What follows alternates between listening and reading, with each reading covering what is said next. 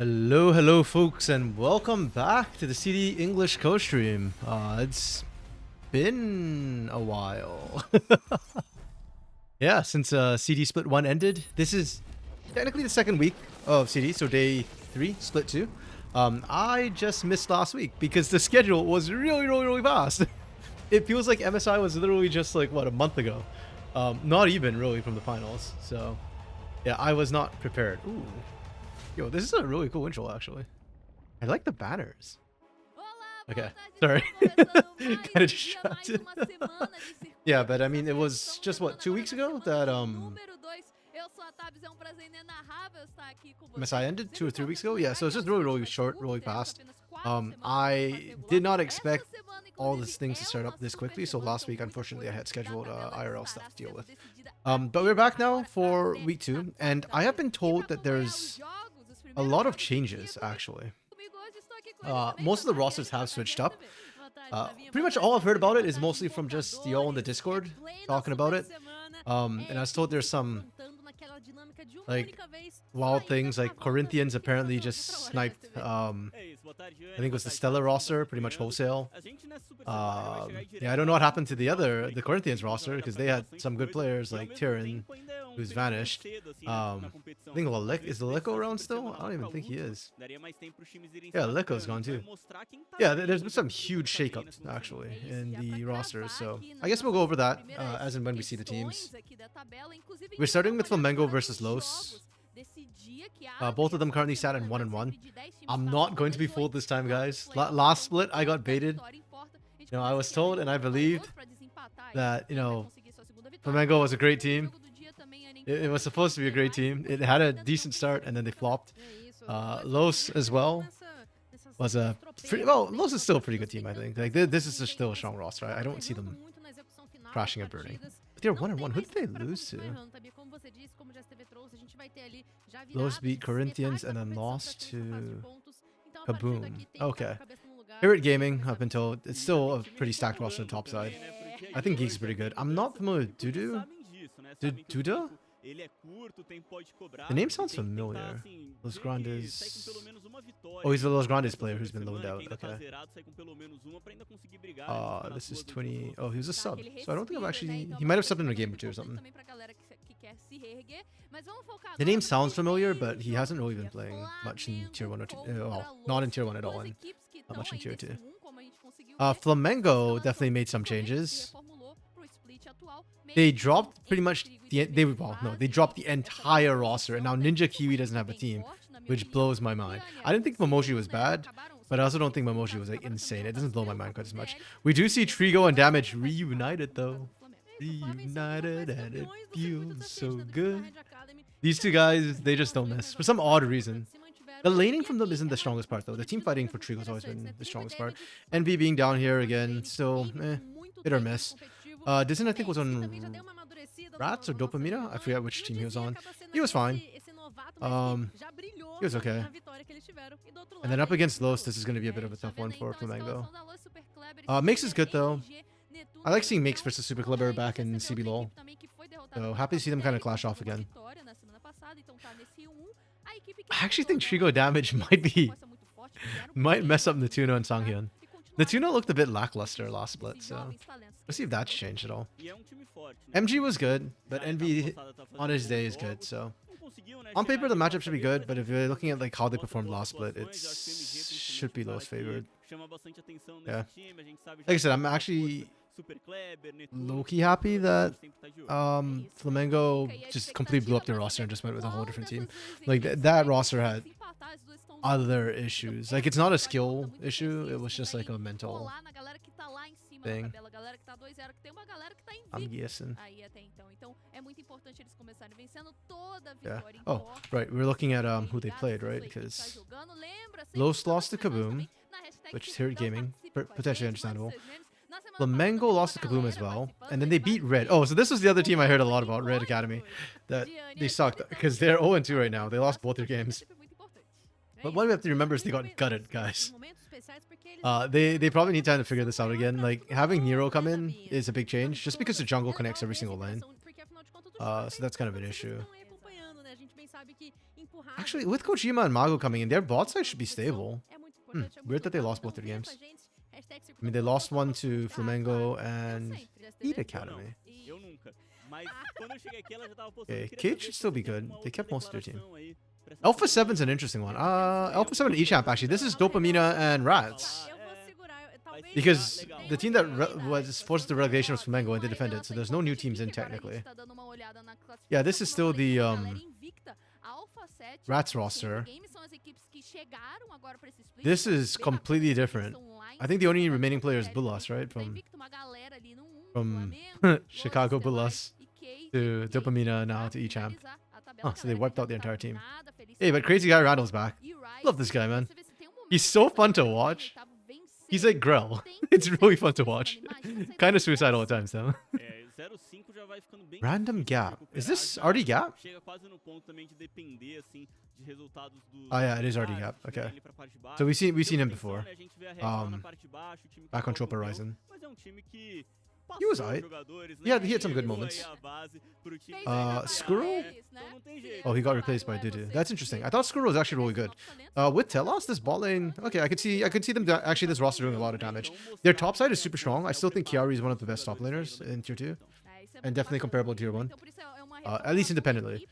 And then if you give Drake Hero strong lanes with Skuro and Chiari, he can kind of dominate. RD Gap's the only sort of question mark I have, and I didn't think he was bad. I think he has his moments, so. I mean, tier 2 RD Gap. Last time we saw him on Drop Horizon was decent. Like, he was probably mid, average. Olha, Tabs, eu acho que assim, a gente tá vendo ainda pouco, né, desses times por ser dinâmica de MD1. I don't know if it's just me. This looks... I feel like this looks a lot darker than it used to. Like their coloration is... It's like they've got a filter on it or something. Or they turned down the brightness on their screen. And in general, it feels like... The color scheme is still orange and black, but it feels more black than orange right now. Like they're playing on for the darker colors. Last split felt a lot brighter. Hey, we're into picking bans. And I don't have to have paint open now to screenshot drops because they're best of ones. I know Lunar was making fun of me saying that, oh, I love best of ones. Let me make this clear. I like best of ones, double round robin. Single round robin, best of one just feels like a gamble to me. Like you're just kind of throwing dice, flipping coins. Not a huge fan of it, but it is what it is. Unfortunately, this sort of single round robin does matter because of the bottom 2 teams being eliminated. Only top 8 teams will make it to playoffs, so teams do have to buck up. You can't afford to throw too many games. Pantheon is super high prio ban right now. So is Varus. Poppy's an interesting one. I've seen her go up in priority. I do think Poppy's very strong, so I understand the bans coming out. Her early jungling, especially, I think catches a lot of teams off guard. It doesn't fit her sort of champion archetype. Like, you think of her as a defender, but her base damage is ridiculously high. And she's kind of bursty instead of sustained damage. Wow, this is a choice. Okay. Like, okay, so when I say this is a choice, I think the Ahri is fine here. Like, blinding Ahri is always kind of okay. She doesn't have that many terrible matchups. She's got some rougher matchups, but even then they're very playable. I'm more shocked about the Kai'Sa into the Wukong this early on. Like, you're really telegraphing what you want to do. Oh, so it's Trigo's Kai'Sa. Yeah, this is exactly what I was going to think was going to happen. Right? Like, Xayah is still a counter. The sort of premier AD carry counter to Kai'Sa. So, you see the Kai'Sa picked, you just slam a Xayah. You can just do Xayah Rakan here if you want, and that will synergize very well together with the Wukong. Yep. It's a very safe sort of pick. They're kind of good to go. They've got engage, they've got disengage. They don't have to worry too much about range because we've already seen mid and bot, so we know there's not artillery poke to come out from either side. Like, there's still poke from Kai'Sa, I guess, but that's fine. Yeah, very aggressive choice from Flamengo. Not sure I like it. Oh, Patron and Lux. Is Patron new as a coach for Flamengo? Who was...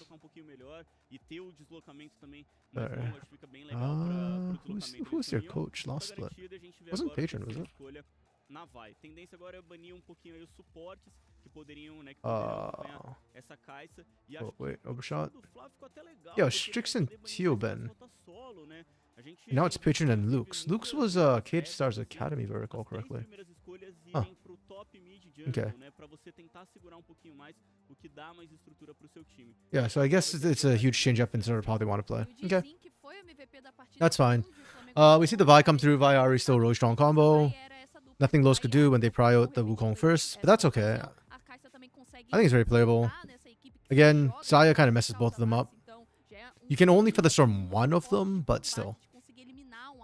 Just having the feathers already out, I think, is already going to be enough to dissuade Kai'Sa from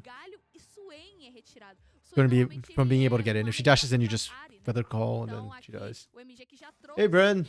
Hello, buddy. Oh yeah, thanks, Bren. Shout out to Bren. For those of you all who didn't know, he was casting on Sunday morning. That was like a last minute thing. Unfortunately, TDS had a personal emergency, so Bren was kind and gracious enough to actually step in at the very last second to cover that cast. So thank you, Bren, for doing that. You're becoming a Wukong hater. Why? What's wrong with Wukong? What happened this last weekend? Like, I know Griffin played him. You know, it was okay. Like, Griffin had a bit of a slow start with him, but that's fine. I don't know. If anything, I think I hate Vi more personally. She struggles a lot in comp play. Oh yeah, we see support. They're trying to take out damage champs. The Nautilus almost feels like a damage special, so... The Galio ban kind of makes sense.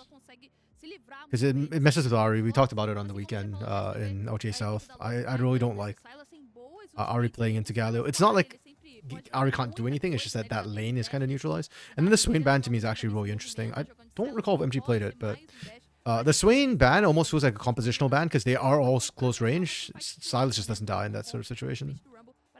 Sorry, Swain doesn't die in that situation. Silas was picked as the answer here, so they outscale with that. That's fine, that's good. Oh, and they see the role with it. So this actually works really well with the Rumble. I love the Lowe's comp. Lowe's comp, really good. Really good. I actually like this. Flamengo just felt like they showed too early with the first three picks. And then because of that, oh, good grief, stop shifting the damn things. Your first three got shown too early. And so it just gives Lowe's all the time in the world to counterpick and what they want. This draft in isolation is like, I get a 2.5 out of 5. Like, it is literally stock standard, like, old meta, I guess. Like, it's fine. You got pick potential, your team fighting is kind of meh. This comp, though, great team fight, great answers in lane across the board. Well, crap, I give this a 5 out of 5 in this draft. I think Los has like a perfect comp. If they lose, it's just because Flamengo massively outperformed them. But every time you see a Wukong, they aren't strong enough to carry, but struggle to be a consistent engage tool. And yeah, essentially the same reason why. Okay. That's fair. Yeah, I think Wukong, because he isn't a tank, it's a bit harder for him to engage than it is, say, like a Sejuani or heck, even a Maokai or a Skarner, that sort of thing. Because if you just run at them, you get popped. So that's true. I do actually, ironically, think of Wukong as more of a like somewhere in between. Like if we have Sedge on one side as like the offensive engage, then going towards like defensive, and then we've got like Maokai on the other side. Like I feel like Wukong is just somewhere in the middle between both of them. He's actually very good defensively, because if you try and engage him Cyclone, you get 2 pops of Cyclone plus Clone, which is potentially 4 or 3 because your Clone will disappear. And well, you can technically get a 4th off with the Clone, but it's stationary. So we'll call it 3 Cyclones off. So defensively, it messes things up a lot. The offense is a little bit tougher because he is squishy. So yeah, I fully agree with that. Which is why I really like it when you pair Wukong with a sort of an engage support, and Wukong acts as secondary engage for the team. I think that's much better. And with meta as well, that is a very common sort of combination to see come through. Also, his Clone has a lot of use cases, which is very handy. Like we've seen so many times his Clone stop like Maokai outs from coming through. Sedge outs, that's the reason why he's almost like a soft counter for Sejuani, because Sedge just hates his Clone oh so much. Yeah, so he's got a lot of niche use cases. I think he's got more versatility. But yeah, I do agree with you that we've been seeing them get popped, especially since we see a lot of compositions where like there's no tank. Like Los has no true tank on their comp again. We're seeing a lot of damage overload compositions. So yeah, Wukong struggles quite a lot into that. Or I shouldn't say he struggles, but it changes the name of the game. Instead of like engage, he's almost like a backline threat. And it's just like who does more damage? Can Wukong hit the backline priority targets? If he can't catch like 2 or 3 priority targets with one ult, then he probably gets melted on the engage. Yeah, but nevertheless, I think in this composition, it's a perfectly fine pick, and it should do very, very well into Flamingo. There's just too many threats. Kazante can't out all of them, so yeah. So all things being equal, I think Los win this game. I also think on paper, Los's name value is stronger. But I do want to see how Flamengo stack up. Because again, this is my first look in this split, right? And you know how things always just kind of change. Unfortunately, because they are best of ones, I will probably not be able to form my opinion. With the format, actually, let's look at the format a little bit. Because it is a single round robin. And by the way, this week is super week, guys. So it's Monday, Tuesday, Wednesday. I will try and cover all 3 days. Okay, yeah, fine. Like Jose Deodo specifically. No, he did look good on it last split. Or split 1. He has had some good Wukong games. But yeah, I also wouldn't judge it based on Jose Deodo. Jose Deodo is not the guy I look at for AoE champions. Not saying he can't play them, just saying that he's not known for them, right? So it feels like almost unfair to try and compare him, to use that as the yardstick either way, but yeah. Okay, maybe split 1, but last minute. Yeah, this weekend for sure was rough actually. But I think as a whole, Isurus had unholy issues this last week. And we'll talk about it on Gringos Liberados this week, I'm sure. I mean, we're obviously going to talk about all the games, so, but yeah, Isurus was definitely, I mean, we predicted it last week, right? Like, Isurus was going to have it rough. Fluxy W7M was going to have it rough. Yampi also did not have a good weekend last weekend. That's it. Let's know. Fluxy W7M kind of lived up to the expectations I hope I had of them. They had some good, they had better moments, I think, than Split 2. Showed better highs than Split 2, but still kind of rough and likely to still be a bottom team at the end of things. But Isurus could give Fluxu a run for their money. I'll give you that. Okay. But yes, I was going to talk about formatting because, yeah. I mean, it's sort of standard. It's best of 1 into double elimination playoffs is the format. And if you're from NA, that just feels like, oh, normal. But for Brazil, generally, CBLOL's always done a double round robin best of 1. So even though the best of 1s are like anything can happen and upsets can happen, by having a double round robin, in a way, you have more games, so it kind of balances out. With single round robin, things can get really screwy and really wonky. So it's also really hard to judge how good a team is because the matchups do matter a lot. So today, I'll be making a lot of comments about teams, but I probably won't be like set in what I think of them. I'll probably have a better idea by the end of the week, just because I missed week 1. I didn't catch up with the games. So. You're going to open in the we still talk about your memes. I don't know, Bren. Natuno last split didn't look that hot either. I mean, neither did House. And we did still talk about House, so. Like I said, my biggest actually concern for Lotus' game is their bot lane. You always felt so elo held. Not great, friend. Not great. Like, he's not bad. He has good pop-off moments still. So when I kind of say like he didn't do amazing, it's more like he wasn't always the big carry. He needed to, like, when Trigo came down here, I think Trigo had a better split 2 than Natuno did. Let's put it that way. Or at least Trigo's a bigger carry first team. But to be fair, Natuno also has Super Clever and MG and Steiner, all who can carry. So I guess, to be fair to him, he's got more competition. Okay, but we'll see how it goes in lane. I mean, Sanghyun's a good support. So I think Sanghyun's on average, better support than damage. Damage is a little... damage is a lot better than he used to be, but he still has those, like, what are we doing moments where he just engages for the sake of engaging. Sanghyun doesn't have that, so. But damages and engage sense is really good.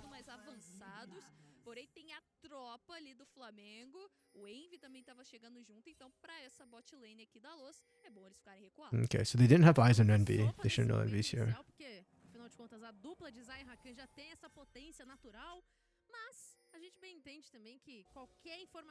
I mean, at level 1, Xayah Rakan's actually a pretty strong duo. They just fall off really hard shortly after that. It's kind of like the Jax sort of laning, where Jax is incredibly strong at level 1 because of Counter-Strike. And nobody, or not nobody, but very few top laners can trade into that. With just one ability. Xayah Rakan's strong because of their passive early. And then Xayah and Rakan also have free poke compared to a lot of other bot lanes. He has cheap ranged poke for Rakan. Okay. So I'm going to being very respectful here. Damage and Trigo going to hit level 2 and then pressure up.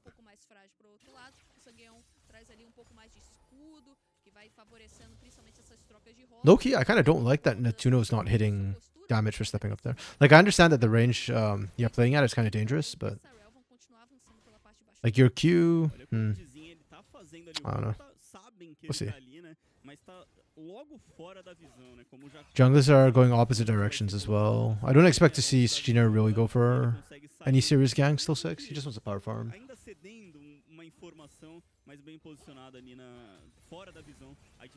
I want to see Dizen get some early ganks though. I do feel like he's got the lanes for it.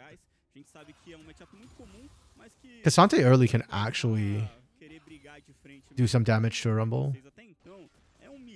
Ahri should be dominating the 1v1 matchup early. So like 2 items maybe from Sylas. I think Damage and Trigo have been asserting dominance down here. Okay, yeah, they're... Yep.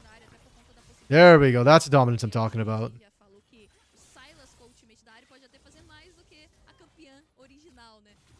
Trigo dropped a lot of minions though. The hell? That's weird.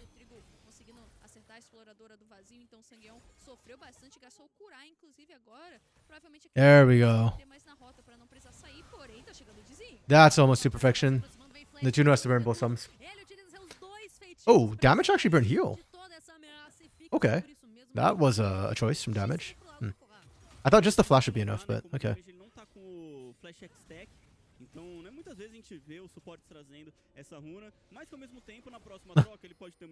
That's just being annoying and cancelling the back. I love it. MV is going to recall anyways. To a certain extent, it also kind of helps Dizen not fall as far behind. I don't think it's going to be significant. Like, you're behind in this situation, but... Maybe with that, like, Dizen can actually try and contest. Looks like they're going for opposite directions again, though.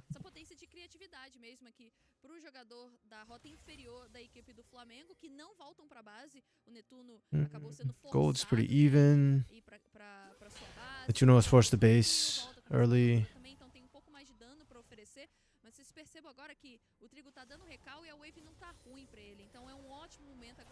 Yeah, they see that. Just shove, hard shove.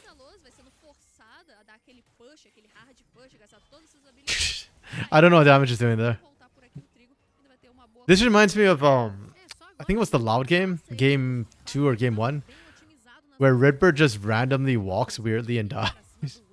Wait, was it the Loud game? Or no, was it the... Yeah, it was the Loud game because it was against Cade, yeah. Where Miru just like randomly one-shots him because Redbird walked out to the side for no reason. Yeah, damage took that damage literally for no reason there. For absolute zero.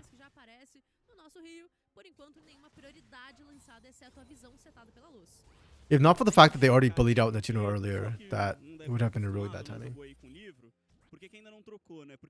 That's fine.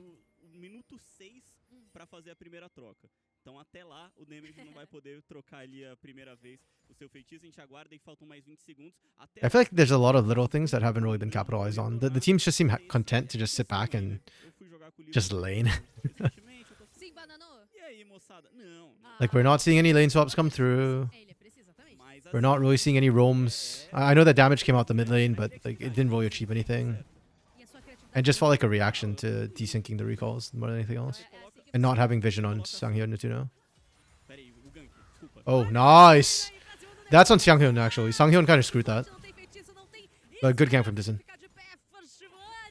Sanghyun should not have dashed there. He needed to tank that. Natuno flash heal got flash cleanse, pardon me, got burned earlier. So feels so bad for Natuno. Yeah, but this is kind of what I was saying. Like, Dizin needs to gank pre-6 and try and get some pressure down.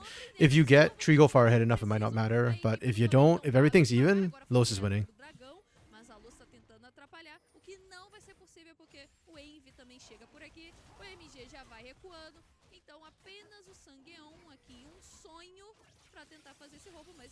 Oh, I just noticed too. Sanghyun did not take Spellbook. Interesting. Okay. I actually like that, I think, for Los. It does make objectives a little bit dicier. Oh, the all-out. Again, Natuno, no flash. He dies here. No, makes missed. He still gets it. He still gets it. Nice. Let's go. Good shot. Good shot.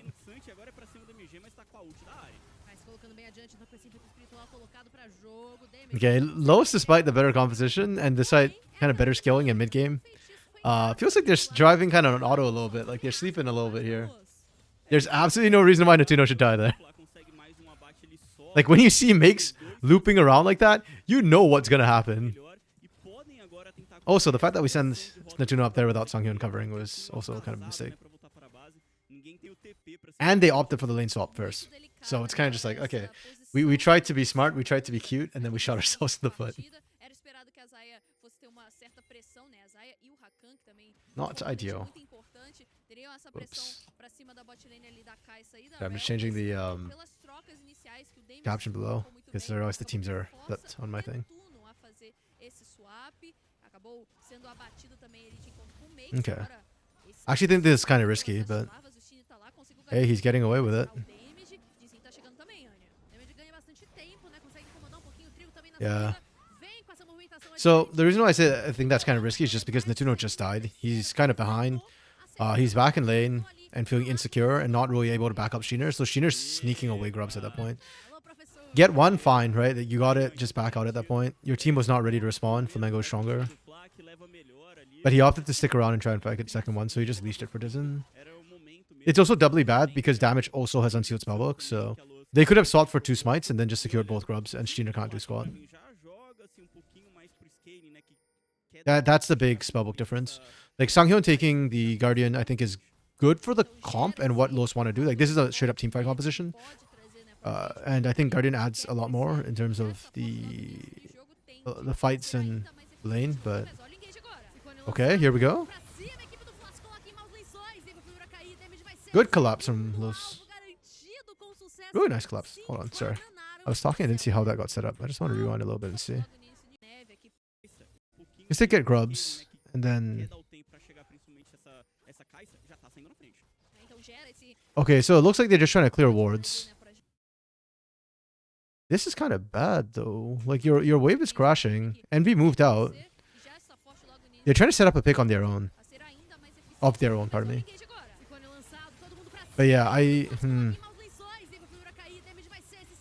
Okay. Yeah, well played from Sheener. Sheener dodged all the wards, so Flamengo thought they were going to get a pick, I guess. But no, they actually... Wait, no, hold on. That's not true. They saw Sheener, no? Like, Envy sees Sheener here, no? Yeah, because Sheener's clearing up ward. Okay, then yeah, no. This is Flamengo trolling. Like, you know that MG left lane. Oof. Okay, this is not the CD I was hoping to come back to.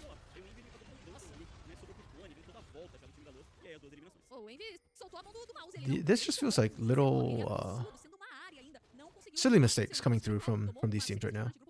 Like Los flubbing their own lane swap, and then Flamengo kind of opting for, like, paying attention for that fight.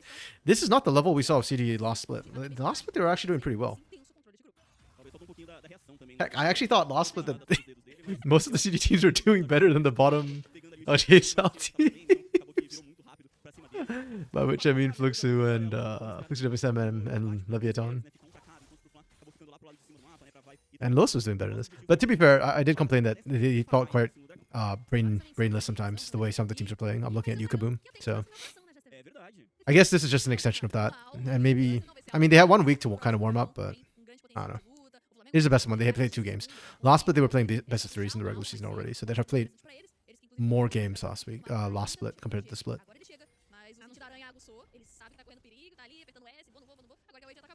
Okay. Yeah, Gold's pretty much dead even because of that mess up from Flamengo. And if they're even, I'd argue that Los is ahead. I want to see Los actually teamfight though. Like their comp screams that you saw that collapse. It was so incredibly fast. Flamengo actually can't do anything against a collapse like that. Flamengo is looking for picks. I need to see Envy leave lane. And to be fair, he tried and it backfired. But I need to see the Dizen Envy connection. I mean, that's why you pick Viari, right? Is for the 2v2, the guaranteed pretty much insta-kill on a catch. But you haven't ganked MG a single time, which I feel like is a huge mistake, because Silas does have to step up and is melee and is weak early. Okay.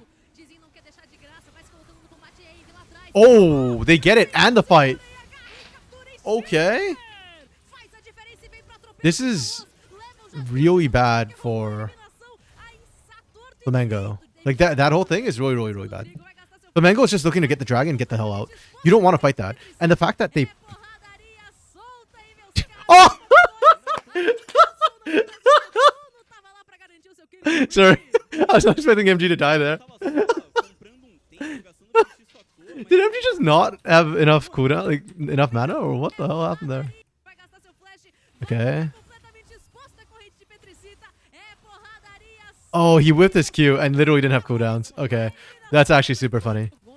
But I do want to go back to this because I do feel like this was a horrific mistake from them. Because Dizen goes out. Like, this to me is your worst mistake. You weren't going to get kills here. This just should not have happened. Even, like... Wait, did Super Clever get his equalizer down? Oh no, he's up top. Who is that? Oh, Sanghyun who got picked. Okay. Yeah. But basically, the big problem for Flamengo here is that you don't actually want to teamfight this comp even without the equalizer available. It's just really tough to try and teamfight this. Like, who are you going to pick? Your options are MG, who is going to be kind of obnoxious, annoying, and also took Spirit Rush, so he's very hard to lock down. Steiner, who can Cyclone you, when we talked about his out being kind of good defensively as well. Sanghyun, who's just a support, and sure, you remove the CC, but if you're hitting him, he's effectively CC'd you, because you're hitting him and not his AD carry, and Natuno, who's got ult. So they don't want to fight this. They should have focused on Dragon. Instead, Dizen peels off, and then that just... Yeah, that just kind of GG's it. So you already lost a Dragon, and then the fight was never going to go in your way. So, yeah. This is just like a silver lining to a very, very dark cloud, that MG missed the Q.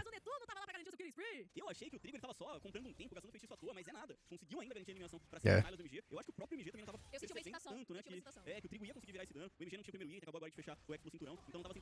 And up to now, we still haven't seen Super Clever at the fights. Okay, we can kind of skip this. I should have just waited for the replay. I'm always very impatient with the replays. Oh, this was why I thought Super Clever died, like was down at the fight, because he died before Sanghyun did. I didn't realize they're fighting 1v1 up top, so it confused me for a second when I saw Sanghyun's body drop and Super Clever's health bar vanish.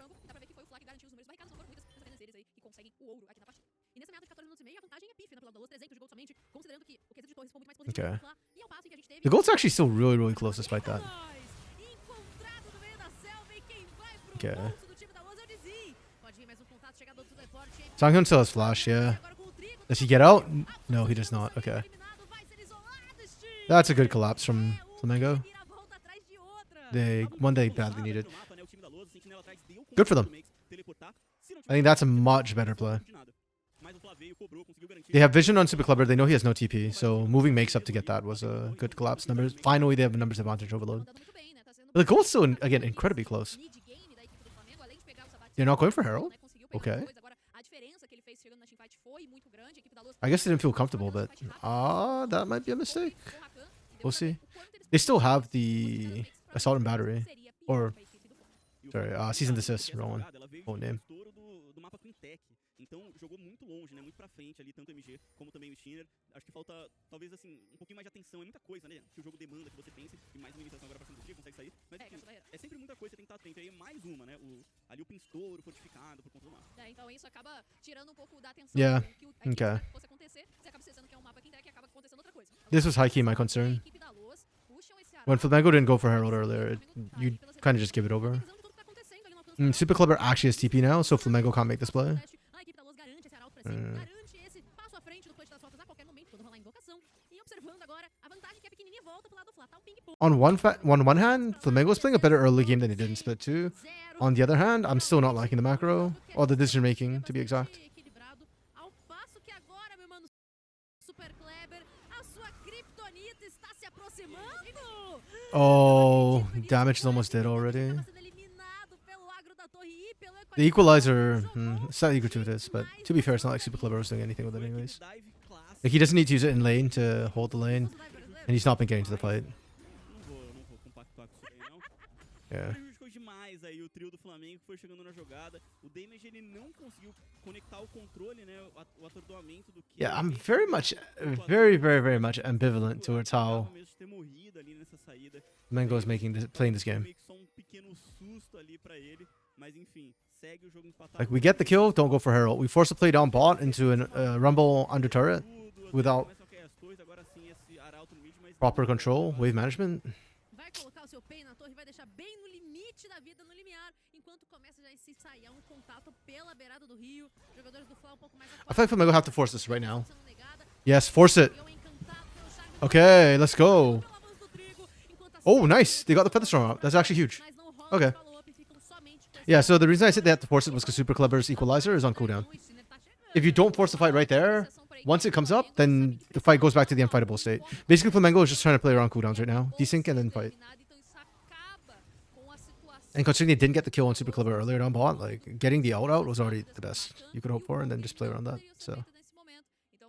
Ooh. Flamengo remaining relevant.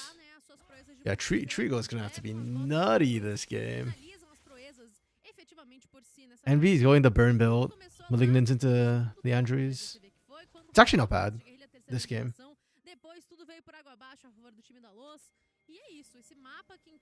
But it also means your burst is... Nesses avanços de visão, principalmente, nessa movimentação um pouco mais agressiva e até um pouco às cegas. O que fica complicado agora é bater de frente com essa caixa do Trigo, fechou. Isn't 1, 2, and 2. He's got the lowest KP on his team as a Vi.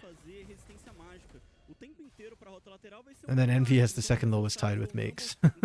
This duo that's like the core of your composition is just not working out. But on the other side, Super Clever is 1-1 and 0-2. Like, he's a big team fight threat which can't do anything right now. Good dodge out.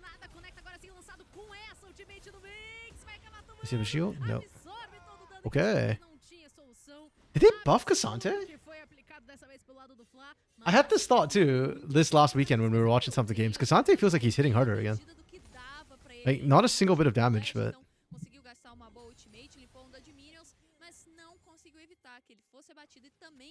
Pretty sure they didn't buff Cassante. Não tem a melhor velocidade do mundo para destruir essa estrutura, mas ele deve conseguir. Não sei se agora, porque tá chegando o MG, essa torre de qualquer maneira fica bem prejudicada na hora que anuncia. Is Makes just better than Super Clever? E a equipe do Flamengo vai ter que recuar por enquanto. Fica por isso mesmo, tá? No máximo ali rolou um susto e de novo susto não dá dano. Like, I didn't think the... level 13, okay. Actually, yeah. I guess Cassante just becomes immovable for Rumble. Yeah, Los really needs to get Super Clever to these fights. Like, please. He's losing the 1v1 now. He's still got Equalizer. He's huge in a fight, I promise. Just get him there. Eu me assusto muito com som. Ah, perfeito. É até engraçado, porque eu me assusto onde não tem o que assustar. Ok. Entendeu? Dragons got kind of split too, so this game might go long. Aquele grito do Barão quando Los has not been doing a great job of forcing the fights that they need. And Flamengo has not been doing a great job of finding the picks they need. Do nada, assim, me pega muito. Mas também não foi coisa da idade. Sempre aconteceu. Enfim, né? Aqui, It's worth noting as well, Herald got used mid to get first break for Los earlier. O Fla tá um pouquinho melhor preparado. That's doubly bad for Flamengo. Makes no top, tem TP. Ele tá levando a melhor no X1. Yep. Good pick from Los right there. And they can team fight. They've got super clevers at the fight for a change. Please do something. Los.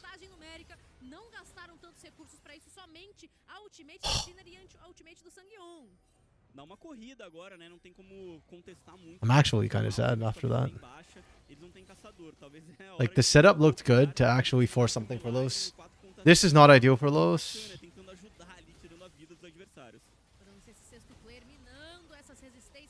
Okay. Can we try and do something here? The problem is they don't have the engage tools anymore. Like, they've got Equalizer. Featherstorm just got used, and they had that too, but... Yeah, they can't actually chase down. This is why I said it's not optimal. They get Atakan, I guess, so that's fine. The problem for me is that with this composition, the goal, like, Atakan is nice and buffs are always good, and getting a whole bunch of like AD AP is excellent. But realistically, the goal of this comp is not so much to get objectives as it is to get a massive team fight and slaughter your opponents. If you can't get them to fight you, that comp is not ideal. It is okay. They will still outscale, so it's not like those need to force anything. It's more just like how well can they execute the composition. And I think the team that executes these sort of compositions best in LTA South right now is Pain Gaming. Right? Like, we see it so many times. We saw it this weekend too, where Pain is willing to give up early objectives. Heck, they're willing to give up the objective itself to force fights and get kills, right? Because they know that that's what ends the game, is getting a big enough goal lead that you just win the later fights, and then forcing like a big team fight later on, you win the fight, you win the game. Or you win the fight, you win Elder, you win game. And Los is certainly not... it's not, again, they outscale, so it's fine. Their team fighting will always be better than Flamengo's. It's fine. It's just like they're not really doing that right now. Like, they're not playing to their strengths.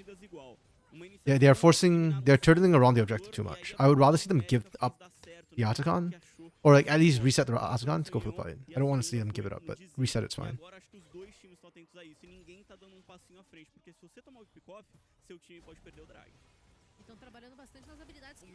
A big part of me always wonders, like, how much of this is coaching and how much of this is like the players.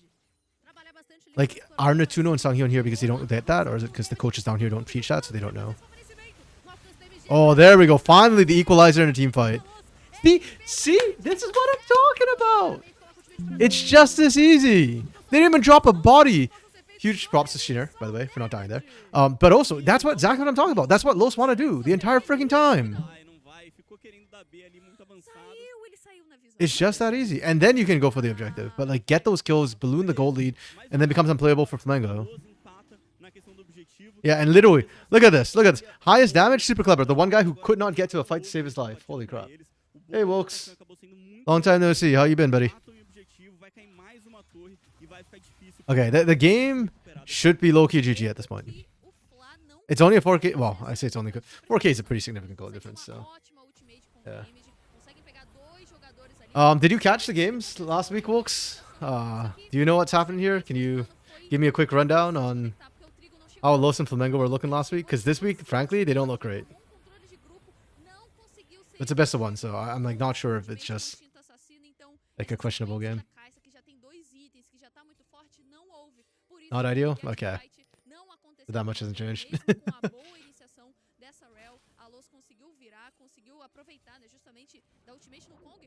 Yeah, I've just been despairing of the decision making I've been seeing from the teams. But Los' comp is so easy to execute that they're finally hitting it destroyed, so.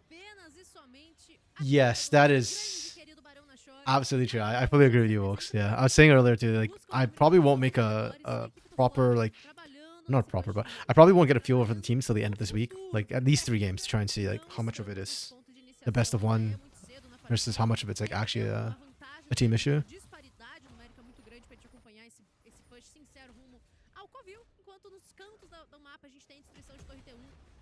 Man, Makes and Chiari actually play very similarly. I was just thinking, like, Chiari's the other good Cassante guy, and both of them often end up being the big carries for their team on Cassante of all champions, which is not good when your Cassante is your biggest threat. Like, I don't see how Makes is going to carry this. He does not... He cannot scale to match MG. Nobody can match MG, actually. This Silas is just going to scale to infinity and beyond. And they win team fights, and they win split push. I feel like it has to be just like Trigo going like freaking nuts, like going all of Legends Uzi style. This Los is just counter logic. What do they do that makes you say counter logic? This game they've been kind of like slow more than anything else. I mean, they seem to have finally figured out how their comp works, so. Okay. Oh. And we actually held a Spirit Rush, nice. They should be good. Yeah, they should be, but I mean, this is the same thing that we said last split, right? They should be good. But then, like, yeah, they're just kind of okay.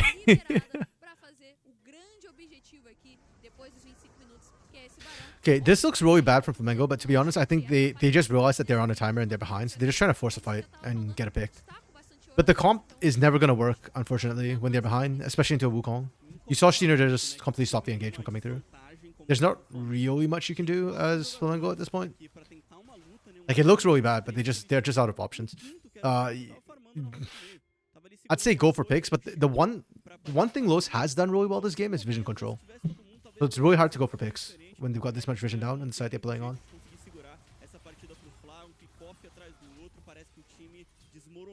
That part of Los is good. And then this is going to be a choke out from here on out. This will be wild, and knowing Isser's had a downgrade teams will probably be on a short-term mentality. True. Yeah, Isser's looked. The solo laners did not look good for Isser's this week. Yeah, all the and the other thing too is not only do they know Isser's had a downgrade, but watching Rebello and Kaze go up and actually have such a good series, I think is gonna be telling a lot of CD teams that hey, it's doable. The top of CD can contest the bottom of OT South.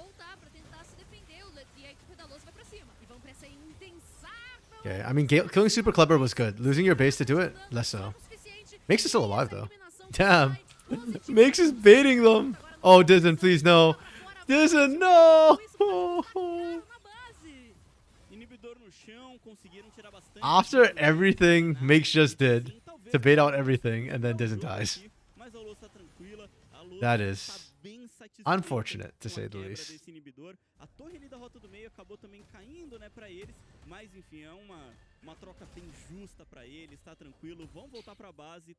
Yeah, but we were talking Isserus up against Red. Yeah. Like, Leza and Zoan kind of got bodied. To be fair, I don't think Zoan was bad. I thought Leza looked worse, but then he's up against Kaze, so a bit hard to say. Mango looked okay last week against Kaboom. Okay. Actually, how was Kaboom? Kaboom was 2-0, I know that. Are they good? Like, I don't know their AD carry well. The name sounds kind of familiar. Dudu or Duda. But Super carry Graftar. Damn. Okay. I mean, even on Red Academy last split, Graftar wasn't really like a super carry, unless he was on Victor. His Yone was the next closest thing to super carry, but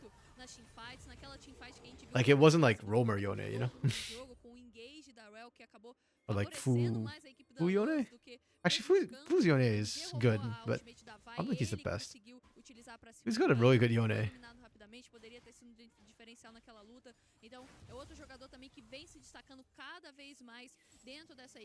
Mirio? Cody, maybe?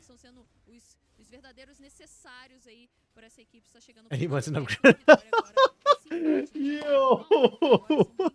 Shots fired at House. It's a good thing Trajan's not here to see the slander against his against House. Yeah, how's this weekend did look like he came out of CD, that's for sure. I think the CD did not. He lost his touch in CD a little bit. I don't know. We'll see if House can recover. I know that he has it in him to be competitive, but yeah, this last weekend was really tough for us.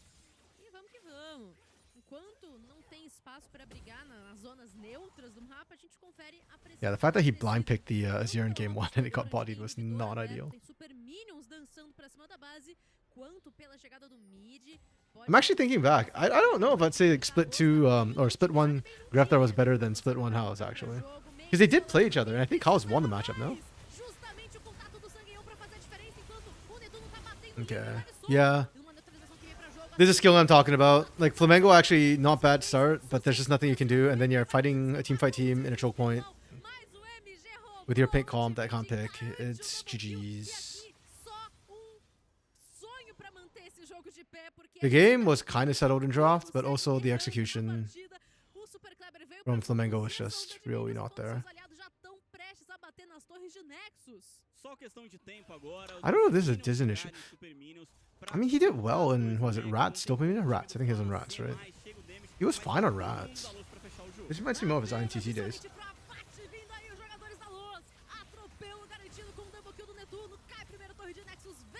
Okay. GG, well played. Ish. Los. Okay.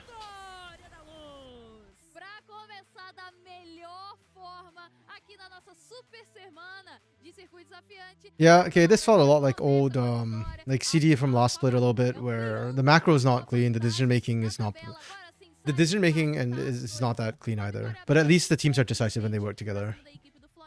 That's fine. As it stands though, I don't think, and again, just based off literally one game, and it could be completely wrong, neither of these teams looks like they'll be contesting an OTA South team. Like, I don't think either of them beat Isurus. Or Fluxu W7M for that matter. Actually, yeah, I'll compare to both Fluxu W7M. I know that Fluxu is the partner team, so it's only what's the face Isurus that they actually have to play against. But I'm just gonna count both just to give like a relative level, because like last split we were saying that Red Academy could actually take the bottom, the top. And they kind of proved that. Next up is Corinthians versus Rise. Oh, actually, close game. Okay. And they did damage. But they're also very squishy, I guess. And the biggest problem is just nobody could deal with MG at the end. Yeah, Natuno Zaya got a lot bulk of damage off. Just in team fights more than anything else. Oh no, Rise. Okay, so... Wait, is Rise bad? They're 0-2. I mean, I know that they picked up like Piloto and Yups from Flamengo, which was part of the struggle. Aikawa and Zai did not live up to the hype they had from last year. Like, they weren't bad though. I thought Aikawa and Zai were okay. And they got Sting from Corinthians. Which is funny because they're playing Corinthians now. Hey Ray. Hello, hello.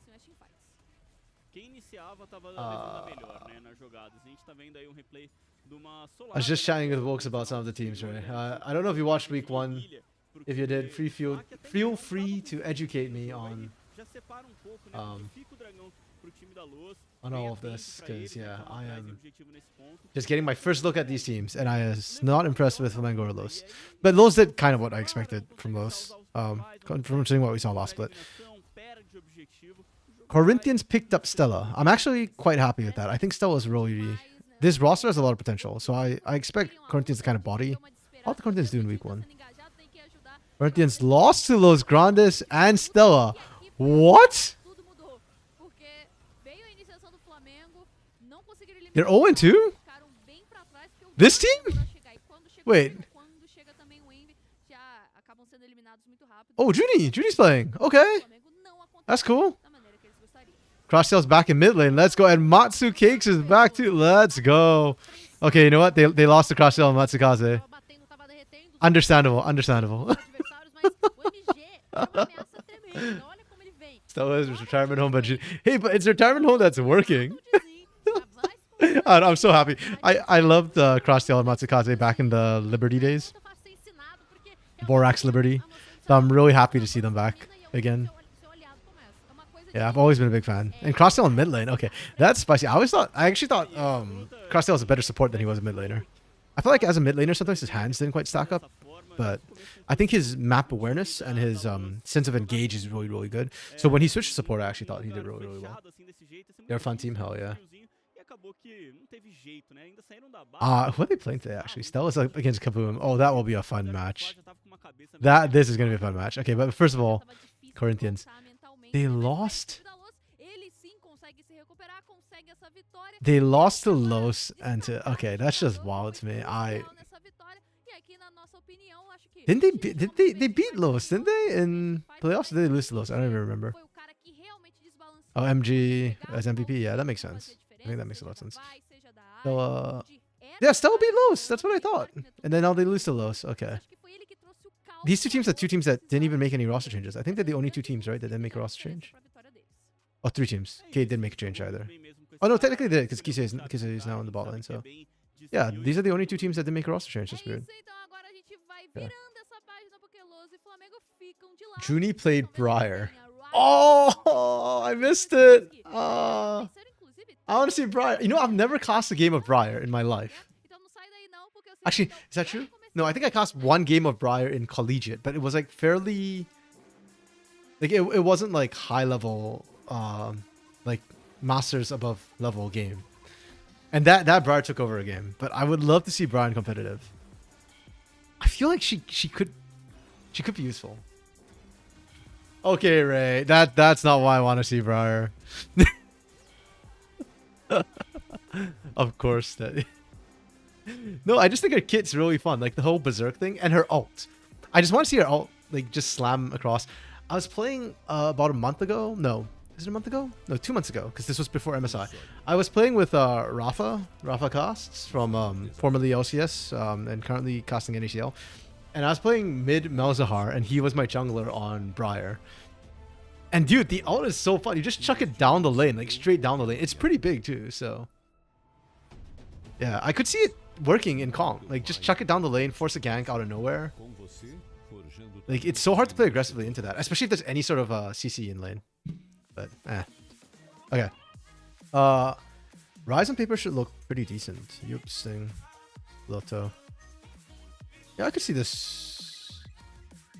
My concern for this roster is the same concern I heard for Flamengo. Like, on paper, it should be good. The players are good, but... yeah, it feels like they've got issues. Okay, wait, sorry. There's no Piloto? Oh, who's their mid lane? Wait, sorry, guys. Sorry, I have to quickly answer a phone call. Be right back.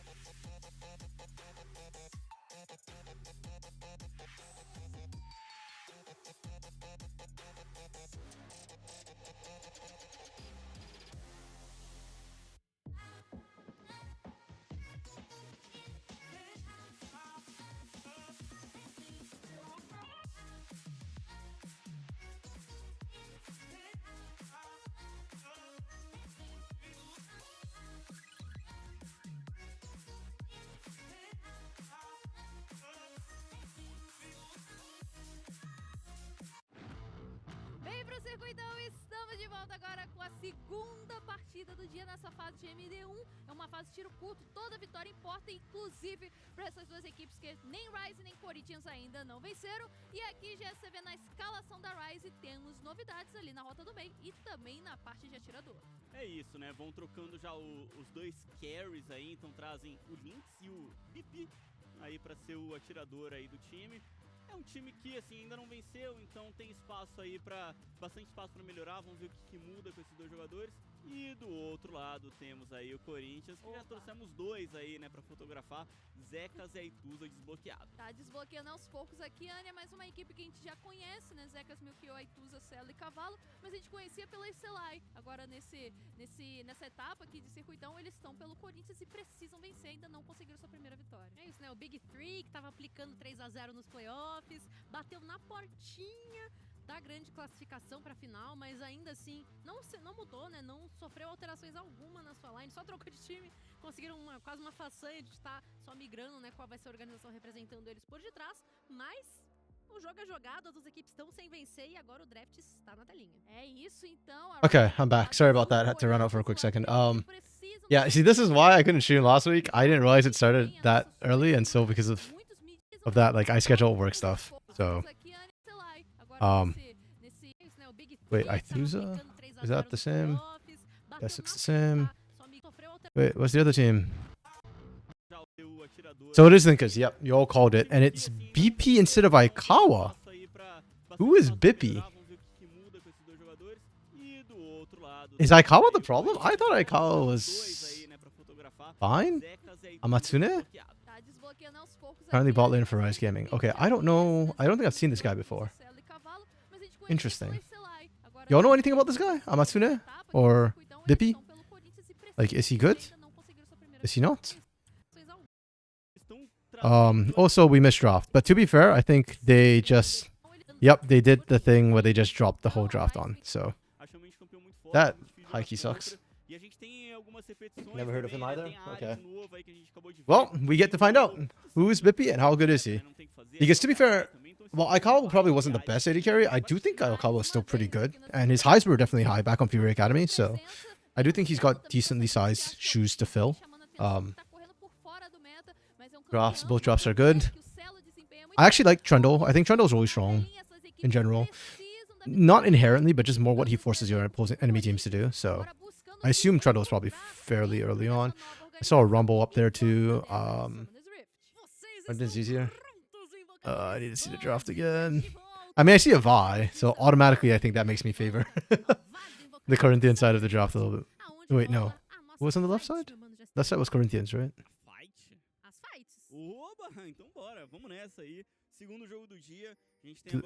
No, Rise was blue side. Okay. I don't like Vi, so I tend to favor this side of it. That's okay, this is kind of the aggro duo. You've got Jinx. You have a decent front line than Bessa, Vi, and Nautilus. You outrange. That's fine. Rumble with only a Rakan. Not ideal, but okay, I guess. Between Pillar and Minefield, you can kind of stop them from running. And Bessa will outskill.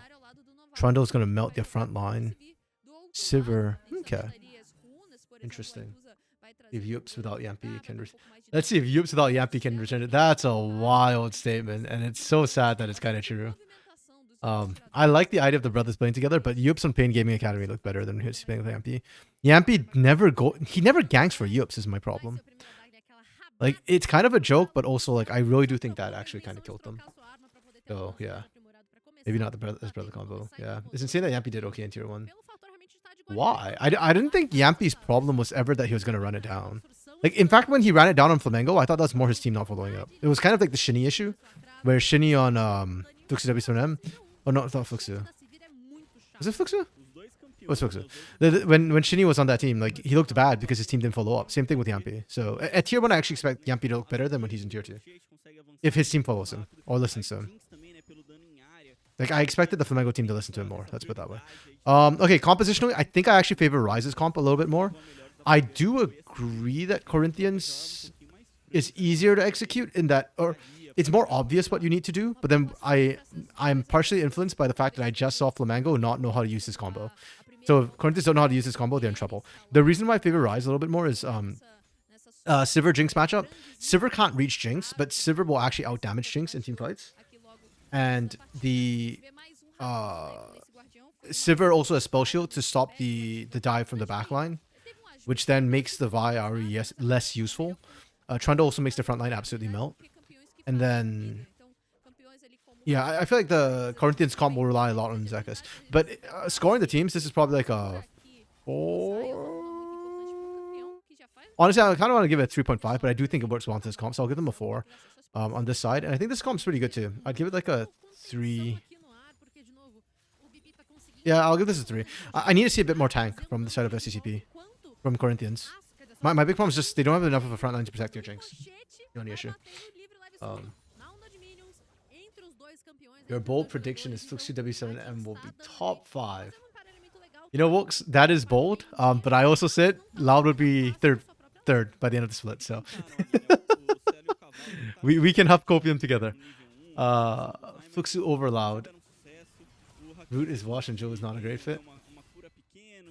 I actually had a very different takeaway from this weekend. I thought, okay, Root was definitely the worst performer. I think the one guy who didn't step up was Root. I think Jewel did not have a good debut, but I can see kind of why they picked him a little bit. I kind of said like, oh, you know, Tin Owens was not that good towards the end, and like his laning wasn't that amazing. He was mostly about team fighting. I think Jewel was actually a very similar playstyle to how Tin Owens was playing last split or towards the end of his career a little bit. But I just think, yeah, there was a bit of a disconnect between him and Griffin, and that exposed him in game 1. In game 2 and game 3, I thought Jewel played a lot better. He needs to work on his laning a little bit. But kind of similar to what I did with Roamer last split, I'm willing to give him the benefit of the doubt for the early start of the split. Yeah. Ooh. Good gank from Sting. I feel like people always forget about Trundle ganks early. Not like he can't. He just doesn't have hard CC, excuse me. Yeah, that's a very, very efficient gank from Sting. He is a bit behind though in terms of clearing his jungle, so Yukio might be able to get a cheeky 6 off first. We'll see.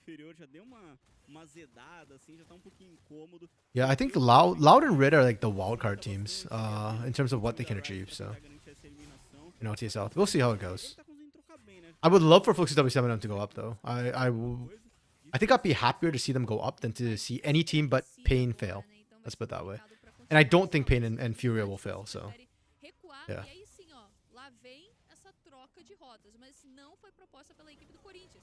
And Fluxus W7 has Aoshi as well, so. You don't trust Loud to get top 4, but you trust RED with talkers? We shall see. I do think RED is in a pretty good position right now. My biggest concern for them, for RED, I think, is more Doom and Rebello specifically. Like, I think Kaze will be fine. Kaze is really, really good. FMB is really, really good. I guess I've been scarred a little bit by watching all these sort of academy or CD AD carries go up to tier 1, and they start really well. Like Netuno had so much hype when he came up, and then he fell apart. Juliera was like supposed to be like the big AD carry. He crushed academy the split before he promoted, and then they kind of fizzled out. Kojima was really, really good, and then actually Kojima's kind of aight. He wasn't like that hyped up, to be fair. Oh, really nicely played from Corinthians initially, but now they're in bad position. Cavallo's trying to buy time for the TP, but yeah. Okay. Yeah, he uses Zetorites. I actually like this call from Rise. They don't try and overcommit for the fight, and they're just trying to buy time now. They get the initial pick, they've called the TPs, they know that they're buying time for Bippy to scale. That's the important thing, it's just for Bippy. This dive is so iffy. 4v3 against a Rakan is just nuts. Like, the turret can do so much work.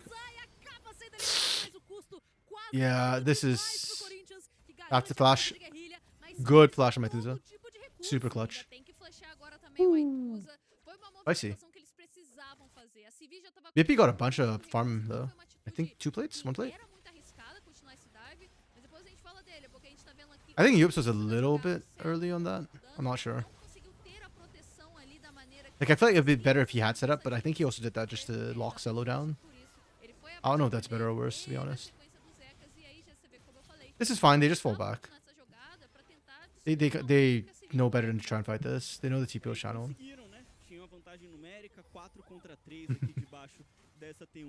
Yeah, I think it has looked much better in CD. I think that's my fear, right? Like, I see a lot of Academy players go up and they don't always perform. Speaking of like 80 carries who didn't quite live up, right? So far, Marvin hasn't really popped off either. Morteus was a pleasant surprise. Well, not really a pleasant surprise. To be honest, for me, Morteus was vindication. I've been saying he's been good, and I'm glad that people finally see it. He's not the most stunning AD carry, but his stats are really, really, really good. He's more like a root or a B void than he is a Titan. Yeah. Bippy. Wait, what the hell? How come they're equal in CS? Bippy had like a 10 plus 10 CS advantage earlier off that top lane. I don't know what happened there. I only got one plate too. Damn. Okay, that's weird. Okay, Mukio gets it. And they get to run down. Nice. Okay. This game's actually better than the last game. A lot better than the last game. Both teams are really scrappy. Yeah, but even with the swap, wait, did they swap? I mean, technically Bippy just stayed in top lane, right? Like, Cello swapped up to match, but usually whoever swaps first gets the advantage. So I'm surprised Cello managed to just match the advantage that quickly. Oh, well, I mean, no big deal. Like I said, I think Sivir is better as the game goes late. Like, sure, Sivir outranges, Jinx, pardon me, outranges Sivir, but Sivir does more damage because of the bouncing boomerangs. She hits everybody. Yeah. No, I like what I'm seeing from both the teams so far. They are very... They are not just sitting in their lanes and waiting for Kingdom Come. Like, they are actually being proactive and trying to make the plays happen. And more importantly to me is they know... Like, you saw that how, like, Corinthians gets the initial pick and Rise is just like, okay, bet you burnt your cooldowns. We can re-engage with a numbers disadvantage and still get a kill back, right? They're kind of trading blow for blow very, very well. I like that. And also they're moving for the objectives better than Los and Flamengo, which is ironic when Los and Flamengo have all the tier 1 players.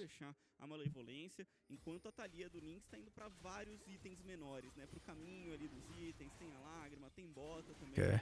It's a late dragon, more because there was so much action early that they didn't go for it, but yeah. Or they just want to get it off the board.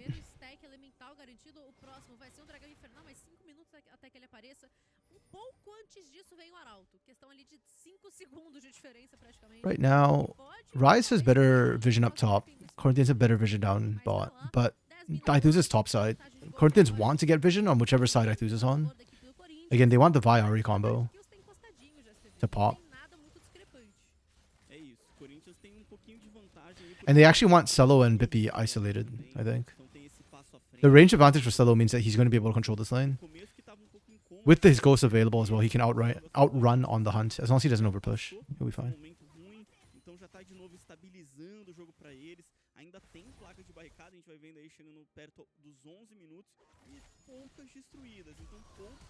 Ooh.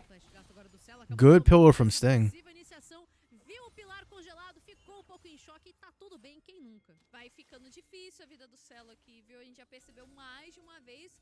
Yeah, both these AD carries are actually pretty safe because Bippy's got the shield, so Mukio can't force the engage. And Cello's range means that as long as he doesn't overpush, like if he just focuses on clearing the wave and backing off, with Ghost, with Flash, and without hard CC from the jungle, Cello should be fine. So I guess that makes... which lane would you focus on? I think Rise has to continue attacking Cello though. Honestly, Link has used the Weaver's Wall. This was my complaint for most of this year, is that Talias have not been using Weaver's Wall to gank as much. They're using it more for fights, to section off fights. It's not a bad thing necessarily, it's just more boring to watch is all. I think Corinthians should be focusing on punishing the Rumble. If once Zekas gets ahead, technically at 1 item. Like Mbessa's already kind of annoying to deal with for a Rumble. At 2 items, she just runs over Rumble in lane. Also, Rumble doesn't have any good way to deal with the Vi gank, so. Nice. Cute. Yeah, Zekis has a huge item advantage right now. Eclipse over components. Hey, there we go. I love to see it. I mean, it didn't work, but the idea is there. The fact that Linkus actually did it is a good start. They blow the they blow the ghost too, which is good. I forgot we have pauses here in CD. Damn. He actually played safe mid. Yeah. Cello might actually be a good player, guys. That's all I'm saying.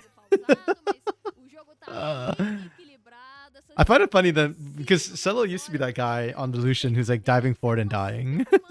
But on the Jinx, he's actually playing safe mid. He knows what he should and shouldn't do. He's a good player, guys, I swear. He deserves to be tier 1.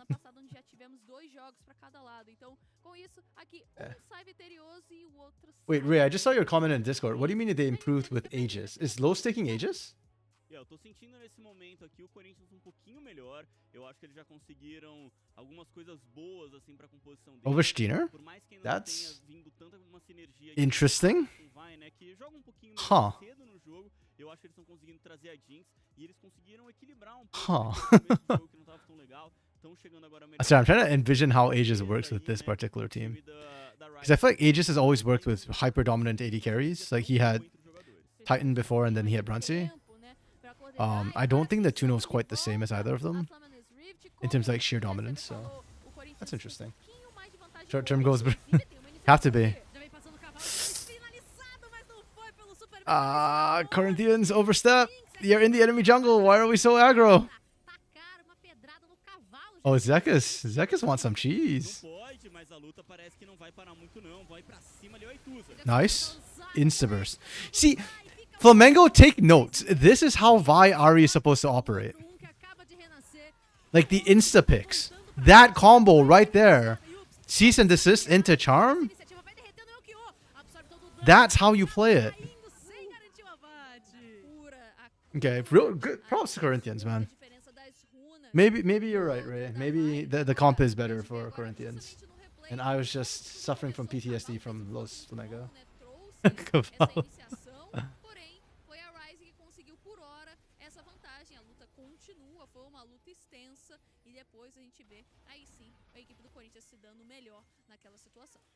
actually didn't even notice what Cavallo was doing that fight, to be fair.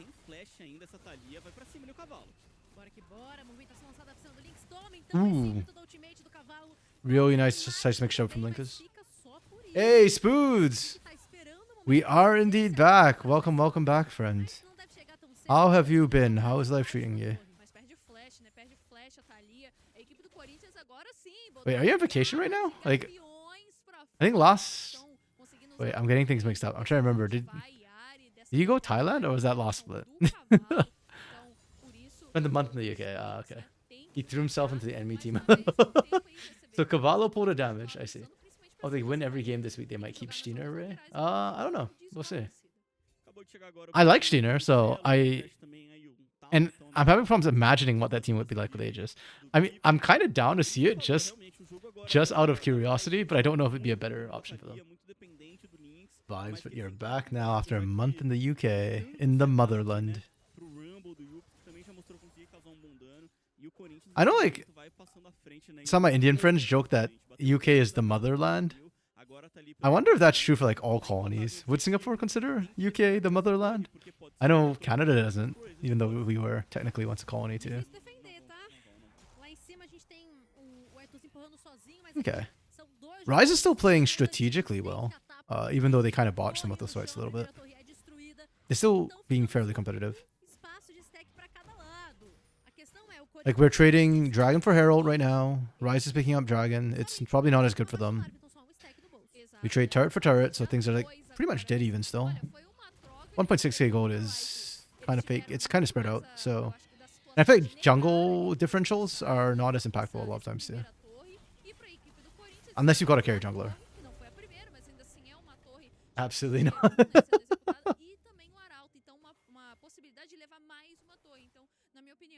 You mean you don't love fish and chips and acabou ficando melhor. beans and toast? Perderam, né, a questão And you da- wouldn't have that over Circuito? Or coisa de força naquela torre, acabaram, acho que fazendo essa conta que no final like Laksa or Misha? ainda estão na frente na questão dos objetivos, então ainda tem a disputa em aberto com a vantagem Okay. para eles e estão se apresentando aqui.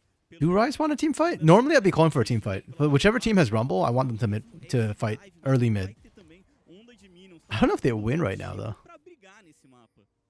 Muito pacífico esse combate, então, até o primeiro momento. Really good bait from Corinthians there.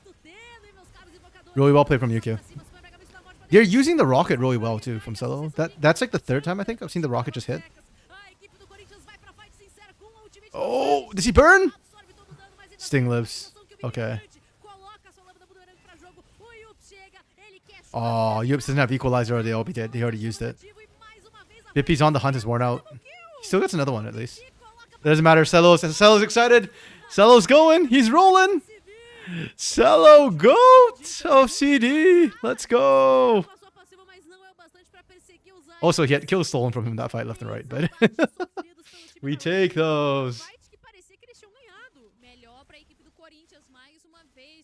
It's funny too, because for a while there, you could see exactly why I said Sivir is stronger than Jinx. First of all, that's a really good bait from the side of Corinthians. I really liked it. And then Bippy arrives with On the Hunt, and you can see him just rip through the fight. Like, he's untouched for a bit, and he's just doing so much damage. Everybody who's in the initial fight's almost dead. Then Celo just outranges. Yups had to use his equalizer early, unfortunately. If he had it here, it would have been so good, but it is what it is. Yeah. I mean, it looks really good, but the problem is once Jinx gets excited, then... Yeah, she just outraces you, and then On the Hunt was off too, so Bippy couldn't chase. Then you just get ranged to hell and back. Your team's not there to help you. But still, very, very close game. Corinthians barely wins that by a hair. If Celo was not as good as he is, that could have been a Rise win. Also, this is the other reason why I personally kind of hate watching Jinx in anything below like high level play. And when I say high level play, I don't just mean tier 1. Like, I mean good tier 1 teams. Because even in like lower tier 1, or like some of the lower teams in tier 1, like basically you just pick Jinx and then eventually you win one fight and then you win the game. That's it. And no matter how far behind you are, Jinx will still have the chance to win that one fight. So, yeah. I mean, technically we saw it even in MSI too. I think it was T1 who ran it and did that with it multiple times.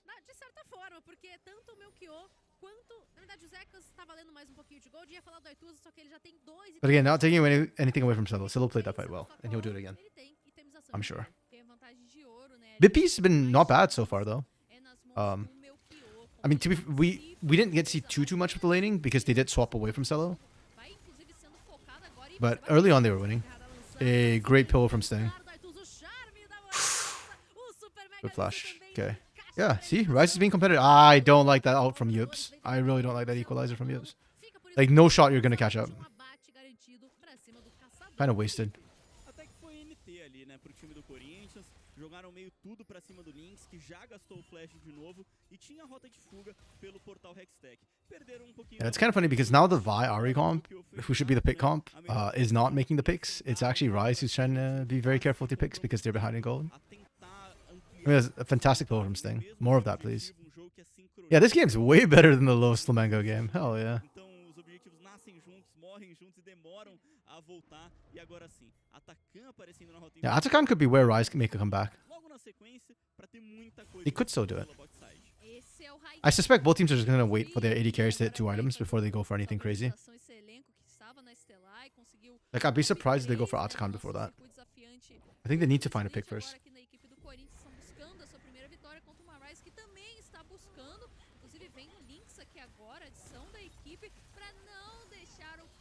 Good wall from Linkers. Perfect interrupt.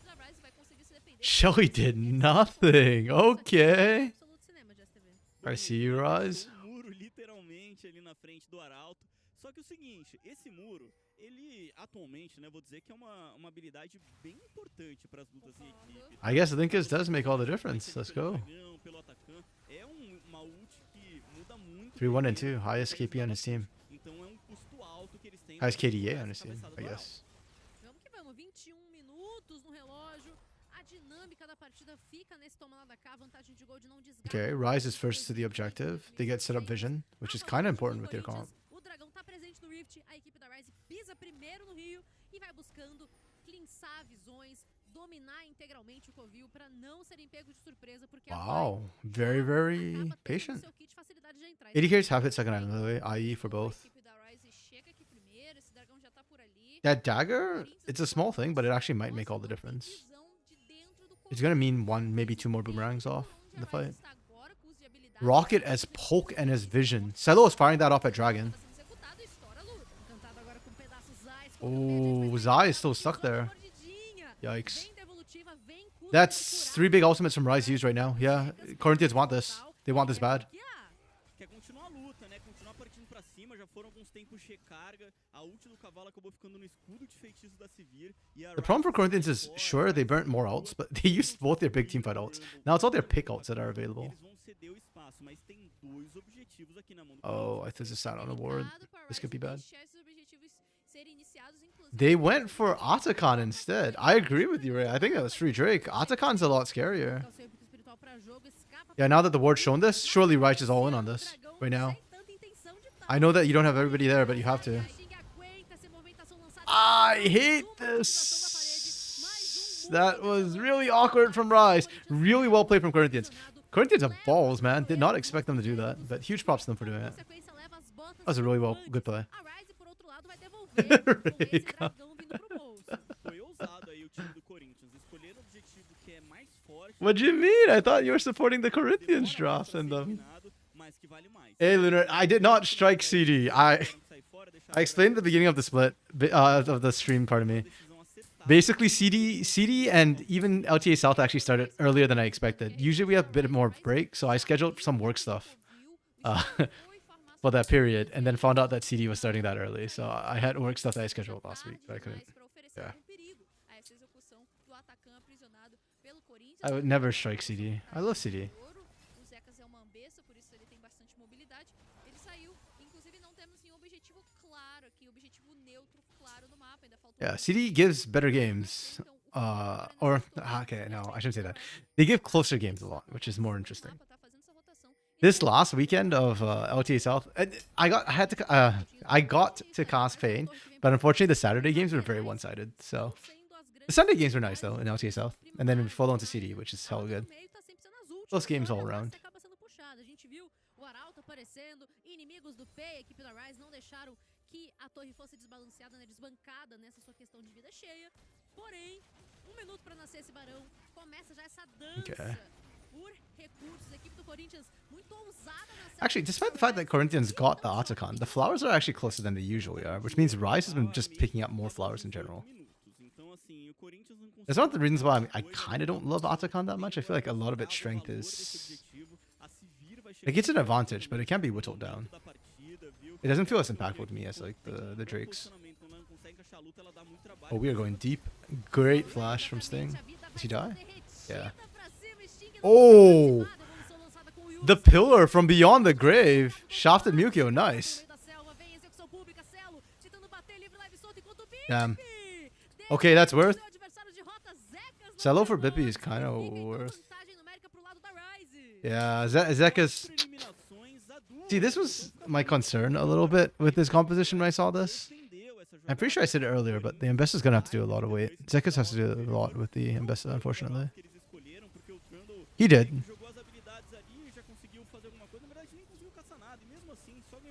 Yeah, that play was off Yup's Sting. There's a lot of the bot lane was just them doing the work. That pillar with the equalizer.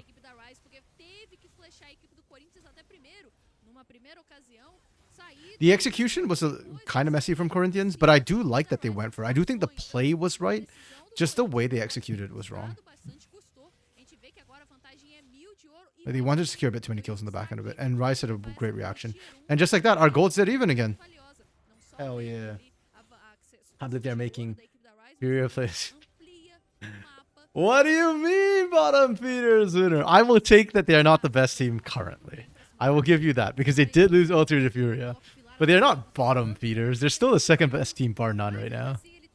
Like there is a pretty big gap between Fury and Pain and everybody else right now.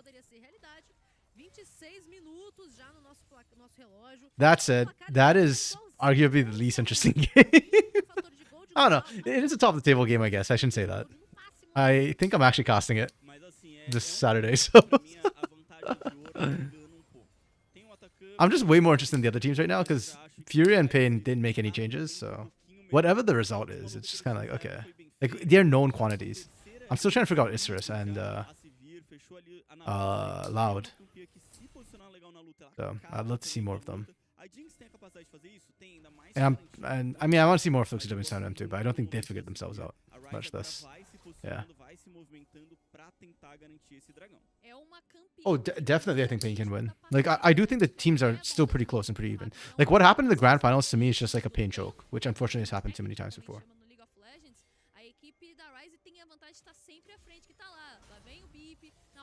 Like, I understand if people think Fury is favored, like they did win, but I don't think the gap is like massive.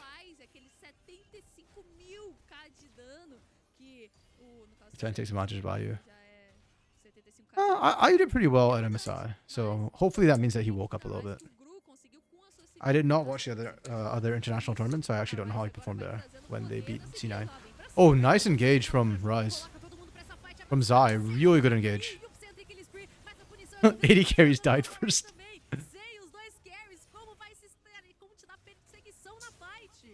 Okay, I'm laughing at the fact that Bippy and Celo just got melted, but to be fair, that shows that the teams actually know what they're doing, because these two are the biggest threats, bar none, right now.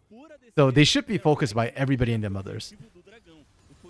And they don't really have that many great tools to keep them alive, which is my issue in draft a little bit. I feel like Rise is a bit more to do it, but yeah. Ooh. Rise giving... Sorry, Corinthians giving away Hextech to Rise for a turret. I don't know if I like that. I think Rise is happier with that trade. That's a choice from the Corinthians. If Pay was a fish, that'd be a Plecostomus. I don't know what a Plecostomus is. Well, something for me to look up during the breaks. Thank you, Lunar, for giving me yet another thing to do during the breaks. Because I'm not going to look at LTA Fantasy till tomorrow because market doesn't open till tomorrow. So, and hopefully I don't get another work call during this break.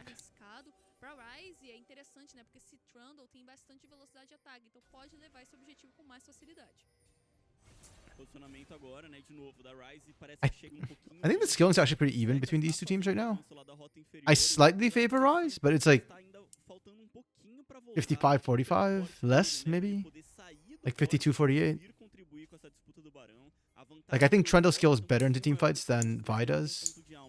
And Bessa outskills Rumble technically, but Rumble still has more impact in teamfights, I think. But the Jinx is... The reset is always iffy.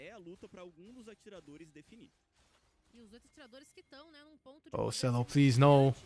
Oh! Wait, that vision toggle from the Observer was actually kind of cracked. I didn't even realize that Corinthians was sitting in that bush. Okay. Celo's excited. GG. Corinthians get the win. They actually win the game? No, they can't. They don't have a wave. They don't have a wave. Just go for burn and don't throw, guys.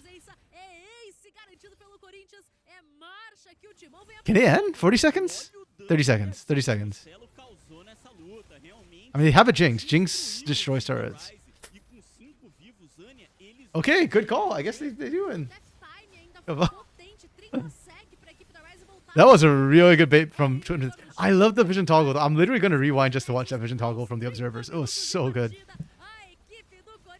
He actually won. Great call. Okay. I didn't think they could do it, but Jinx, I guess, yeah.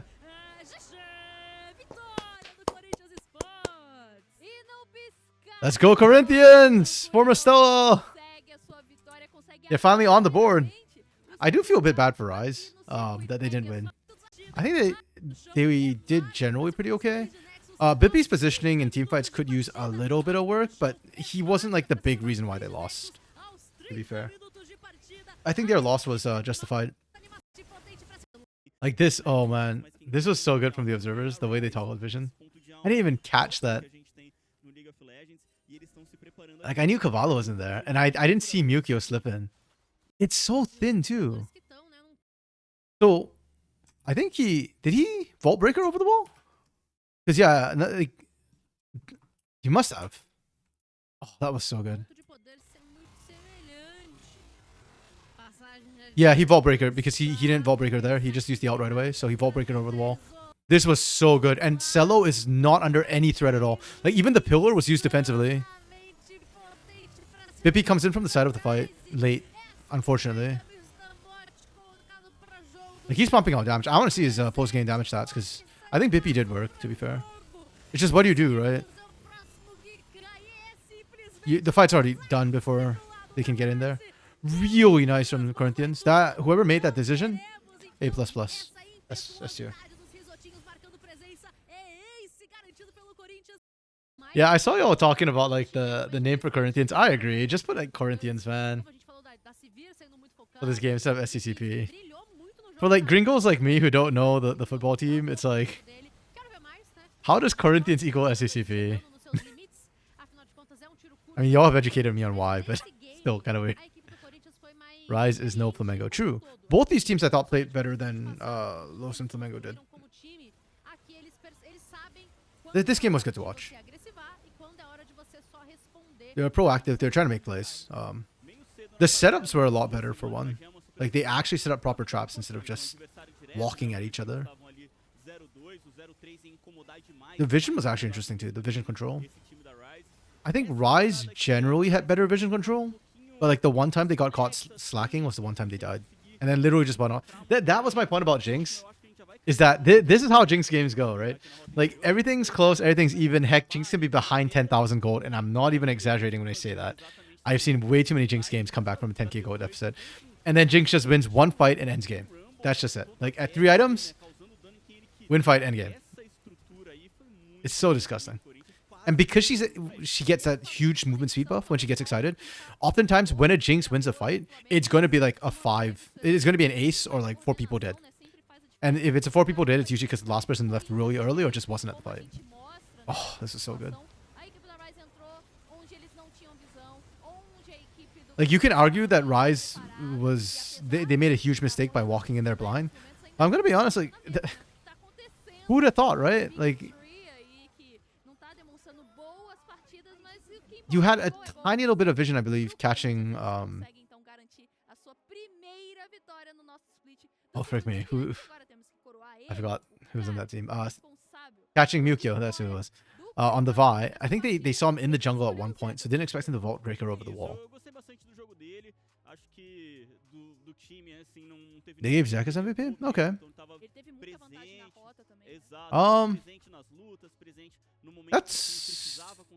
That's fine, yeah. I think for Corinthians, they played really well as a team. Like, I can see a case for almost every single player on that team. Maybe the least MVP worthy to me was probably Aithusa. But even then, I think Aithusa did really, really well. So, like, anybody could have won it. That's fine. Zekas was... Yeah, Zekas had that mid-game fight, which was pretty huge. So... Flamengo uses CRF as a symbol too. Right there's the news acronym. Yeah, right? Yeah, I saw y'all talking about that. I agree. I don't know. I don't like it. Like, you can put on your logo, like, you can use the full Corinthians logo, which is the whole, like, SCCP on that, and that's okay, but... Yeah, exactly like what Flamengo did, but... Beyond that, I don't know. Okay, wait. I said I wanted to look up what a...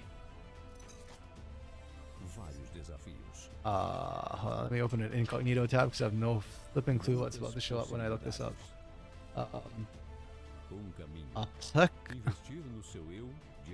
Let stillness. Oh, mispronouncing that. Mispronouncing that. Also known as a sucker mouth catfish.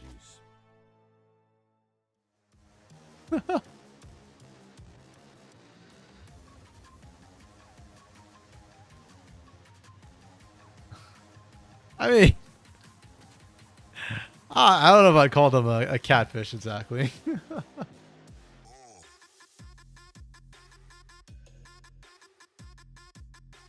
Paid in fish form? Nah. What was the team? I feel like if anything, Loud would be the catfish. You know, like they always look kind of weak in the regular season, and then they sandbag and sucker punch you at the end. That to me is more accurate of Loud. They go to the top to tank. They're still sucking. What are you talking about, Lunar? They're good. Yeah. I mean, I want to see them beat Furia, but I actually don't really care that much about the regular season, to be fair. Also, I am kind of happy, actually, that the bottom 4 teams can pick other bottom 4 teams. That, I think, made it more interesting for the pick and play. I thought, like, the losing teams had to pick from the winning teams, which would kind of suck, but losing teams getting to pick other losing teams is super funny to me. That's how I ended up with Furia Pain, because nobody wants to face either of them. I said a clear top 2. Yeah. It was kind of cringe. So for them, for NA, it had to be like bottom picking top. But at least in the South, we got to see like the funnier matchups coming through. Yeah, it's fine though. I'll take it if it's that way, Lunar. Like, I'm not upset about. Yeah, I don't really care how we get there as long as it's interesting. And what's the weird one? Like the team that chose K-Stars? Who was it? It was who chose Cade? Yeah, Leviathan picking Cade was a surprise to me.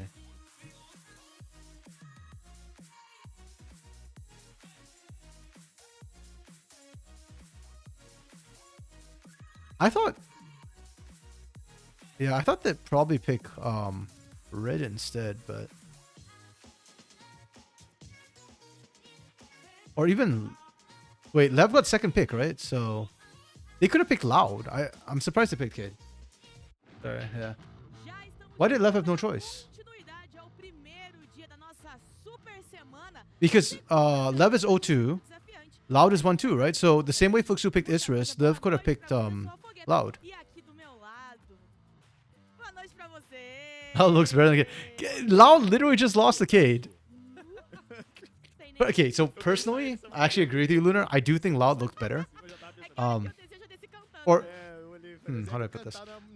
Loud looks scarier to me.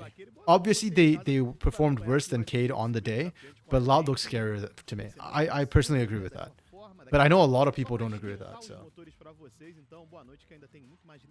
yeah. Yeah, so I agree with you, Ray, in that they drafted badly. Yes, I think that was actually the biggest problem, was that they drafted badly. Jewel, I don't think. Well, I already spoke about Jewel. I think Jewel plays similarly to the way Tinones was playing. His laning was just really bad that game. From Skims, their game didn't fit well against Loud. It probably is, and that's the beauty about pick and play, right? And that's why I'm kind of glad that we're seeing pick and play a little bit. And it's not like super boring that somebody did do that. Hey, we get to see Stella! I remember Junie from Goddess Cup. People told me that she was really good, so. Yeah, Griffin is... I mean, Griffin's Ambessa. Griffin's got so many weird jungle picks too, right? Like the Ambessa, the Volibear, and the Pantheon. Like, people have to watch out for the Ambessa and Volibear. I'm just waiting for him to pick the Volibear and just crush people. Up against Hear It Gaming. Okay. The former retirement home versus the new retirement home. I'm just excited to see Matsukaze back, guys. I really want to see Matsukaze and Crastiel back again. Like, Hear It Gaming is cool and all that. Super carry Greftar kind of low-key blows my mind, but yeah. Give me Matsu Cakes and Krusty Mel. That's a good old stuff. Oh, actually. Oh, frick, they drafted already. Boo. Ban, Garrus Ban, Nico Ban, Jace Ban. Oh. Jace Ban by Kaboom? That's surprising. I thought Heritage Jace was the scary one. Evelyn for Junie. Okay. Junie. It's not Briar, but we'll take the Evelyn. Hell yeah. That's spicy. I like it. There used to be an old school submarine with Evelyn Oriana, but now her invisibility, it doesn't work the same way. Okay. This is actually a good place to pick the Jhin. I don't hate it. This comp is really good scaling though. I just wished instead of the Bard they went for a tank. It's not that big a deal. This is still a good comp. I give this a 4 out of 5 comp. This is actually really good too. Like Jax is technically a counter to Gwen. Jin's got a good place to play in this comp against this comp. Ori into Azir is actually fine. Like the laning's actually not bad for her. They've got Alistar to kind of control. Evelyn can try and one shot. Actually, yeah, this comp synergy is kind of wonky. Not terrible, just a bit different. But I really like into this comp actually. I'll give this a 4.5. I think I favor Stella's composition though. I am partially biased because there's an Evelyn, which is a weird pick, and I like off-meta picks. But also, genuinely, I think this comp has a lot of tools to deal with the Kaboom comp. Kaboom's comp is going to come down to Geeks' Bard, which is always risky to have it come down to a Bard. But yeah, I do favor Stella's comp, I think, a little bit. Wilks, you had hoped it'd be longer, so strategies like picking. Yes, I actually think they changed the format. If I recall correctly, weeks 4 to 6 was a different format originally. It wasn't just like regular playoff bracket. So making them pick each other was good for everyone. Ray, yeah, I do think so. I think it's good for viewership. It eliminates like a second time where you're going to see teams kind of just have to deal with the top 2 teams who are too far above. So I agree. Junie, Ray, you don't like either comp? What? Wait, what? You challenged me not to say Griffin for your first podcast. What is your first podcast question? Oh, that's easy. It wasn't going to be Griffin for me anyways. Yeah. Damn it. you said that just so you go look at the questions, didn't you? Damn it. I don't think any of us are big enough authorities on fish to actually answer that. Actually, I think tomorrow's podcast, we're recording a podcast tomorrow, and right now I think the only two, it's just going to be a 2-person podcast. We have problems lining up people's availabilities this week, so. Thoughts on Griffin going celibate for the rest of the split? I mean, well, you know, it's my stream. I can say what I'm gonna say. It's fine. I'm just saying, you know, trying to get Griffin to not use his right hand all split's gonna be kind of tough. You know, I think he still needs it for League at least. Oh man.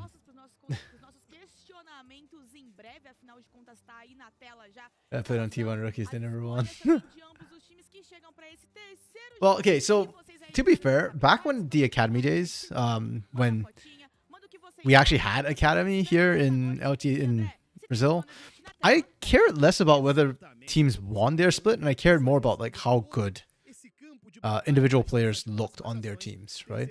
It's like why that roster with like Eridan for INTC, they had that roster which couldn't win a game to save their life with Tatu on it, and Eridan and who was their mid laner at that time?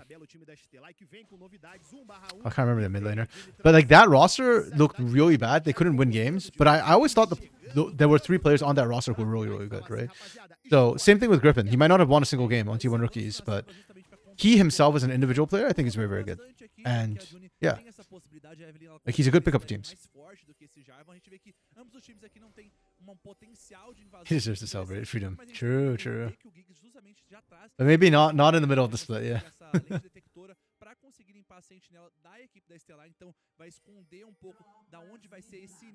need to focus on winning first.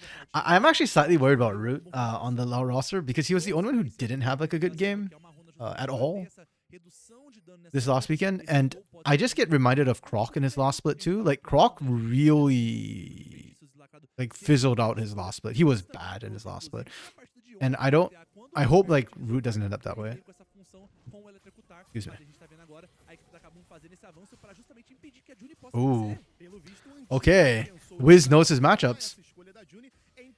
I see a lot of people not punishing Ev because they don't know what she does. But yeah, this is how you deal with it. She can't do anything. Like she just dies. Her level 1 is super weak. And just like that, kaboom.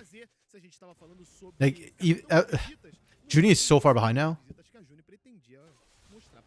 Okay, I was wondering if Wiz was just gonna like cross over and pick up the other side of the buff too. Because he can do that, and Junie can't do anything. And because now he's level 2, Junie might just die again. Junie still has flash at least. She didn't burn that, so. Lunar, who's the 2? Is it me and Trajan? No, currently it's me and 4i4. Trajan might join us. Unfortunately, I don't know if he's back from France yet, but Trajan is a bit under the weather right now. He is sick, so if he feels better, he might join us. If he does not feel better, then obviously we don't want, to make things worse, so yeah. We actually like Trajan, so yeah, this is gonna be really hard for Stella. I mean, it's still playable, but ooh, I actually just noticed too. Forlan running flash when Hirit's got ignite. I mean, it makes a lot of sense. It's Hirit gaming. Hirit likes to win this lane.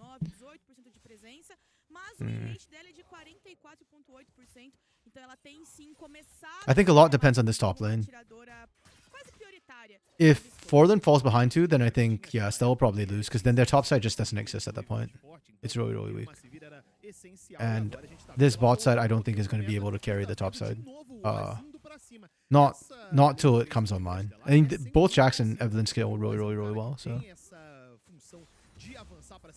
Junie.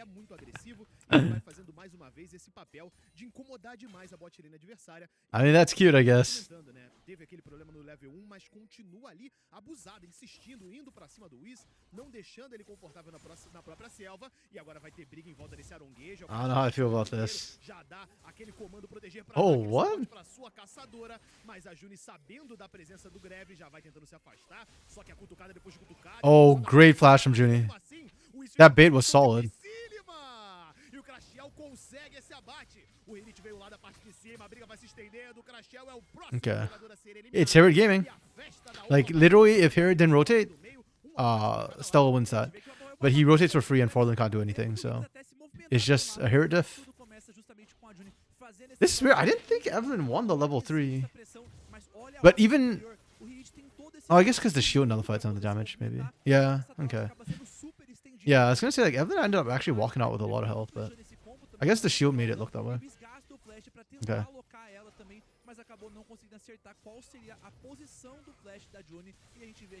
Yeah, if not for Hirit, I genuinely think that Crastel and Junie win that fight quite easily. Unfortunate. Lunar Griffin was topside, giving pressure on primary engage rather than a pure. Root has to adapt, or we'll see why he wasn't picked up by an LCK team. The thing, though, is that that's not that different from when Croc was playing for Loud, right? So Root has done it in the past. He's adapted in the past. He just had a bad weekend, period. Like, I don't think it's like the... It shouldn't have been a problem. It's just, I think he underperformed. Matsu was good last week. Grandpa can still weak side. Hell yeah. Well, this game, though, he needs to be strong side, because if you weak side against a Sivir, that's just asking for trouble. Let's see if Grandpa can get it done. Against Dudu, too, who's like a rookie, right? Like, I could have sworn Duda's played at some point in Tier 2, and I think it's CBLOL Academy back in the day. I think it was as a sub. Like, I don't think he was a starter. I don't remember anything about him. Evan doesn't win level 3. J4 just missed second EQ. Ah, okay. That also makes more sense sooner. Okay. Yeah. Because in my head, like, Evelyn is a scaling champion. Her late game, when she picks up Death Cap, like, third item, I think usually is when she picks it. She is disgusting. She'll one-shot anybody on Kaboom at that point. Or one rotate, I guess. Not one spell.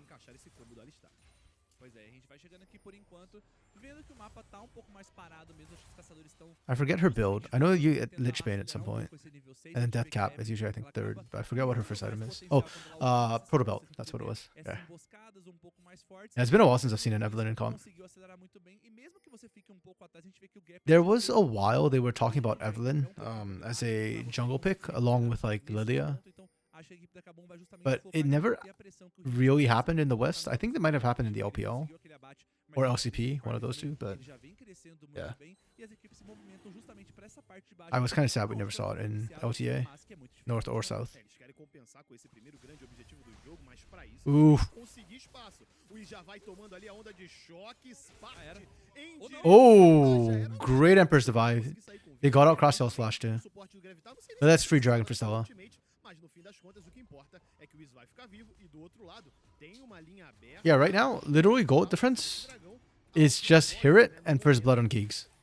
That is the difference between these two teams right now.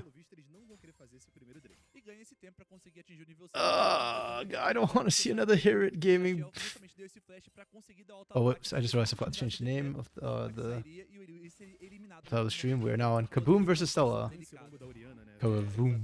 Então acho que realmente compensou naquele momento, mas eu acho que o grande ponto aqui é que ele precisou usar o decreto de uma forma defensiva nesse momento, e o decreto normalmente seria bom na situação aqui, de justamente forçar esse flash da Orianna, conseguir algum abate através disso, então isso desacelera também o jogo da Kaboom em termos de... It's kind of weird because technically Kaboom's scaling is better on paper, like technically, but realistically without a tank, Jhin actually scales super well as well into squishies. Evelyn scales really well too. But then something like Stella's scaling is better because they're Jax, they're Evelyn, they're Jhin. And I think Orianna is more relevant than J4 later on. Bard technically scales infinitely with chimes, I guess. Oh, they can't get the charm off. They should fight this. Stella should win this fight. If Hear It doesn't have TP, if Hear It's not there, this should be a Stella win. Oh, great engage from Waz. That was really nice. Oh! Junie miscalculated! She didn't have enough damage! Oh, that is criminal. That is criminal. Stella should have been able to get so much more. Oh, Lunar, you missed my rant earlier. Yeah. I liked the best of one format with double round robin, not with single round robin. Single round robin feels too short. And too iffy. Like, you only get one shot at that team. And it's really, like, especially for a second split where it's so important, it feels really, really bad. Yep. Freaking Hear It Gaming, man. 2-0-0. Forlin just can't hang. Jeez. Like, I'm assuming Gwen was first pick for Kaboom. I think a lot of teams are going to have to think about just banning Gwen if it's open. Like, I don't even think you can pick it into Hear It necessarily. Like, if you blind it to Hear It, I think he bodies you. He's got answers.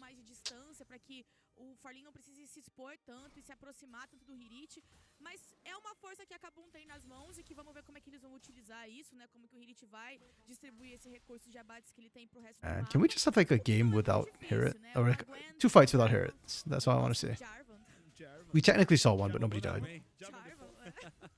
Tem Jarvan e Bardo do lado dela, então eles conseguem abrir esse espaço no mapa de maneira bem tranquila para que ela consiga rotacionar com mais facilidade.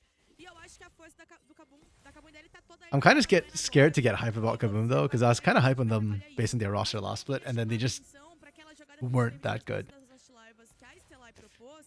Que apesar da Juni não tá no momento bom, era 8 minutos de jogo também, para a composição deles ainda era muito cedo, e ainda assim conseguiram parar aquelas Last Larvas, conseguiram fazer um bom trabalho e assustar a Kaboom dali, né? Gref we trust. Acredito que era um momento de total pressão que a Kaboom poderia ter utilizado. Isn't that ironic that when Grev demotes, he has so many more fans? Like back when he was on Red, people were screaming for his head. They were screaming for his blood. And now that he's in CDA, he's like, "Oh, Grev is great." I'm just waiting for people to be like, "Oh yeah, Greftar should be in tier 1." E essa Gwen com mais abate, conseguindo pegar pouquinho mais de recurso com essas barricadas, pode vir assim a ser um grande problema, mas acho que por enquanto é um pouco mais difícil ela acessar essas fights, porque o Jax consegue parar esse teleporte. Vão se desenhando as primeiras forças, né? 11 minutinhos ali, mais ou menos.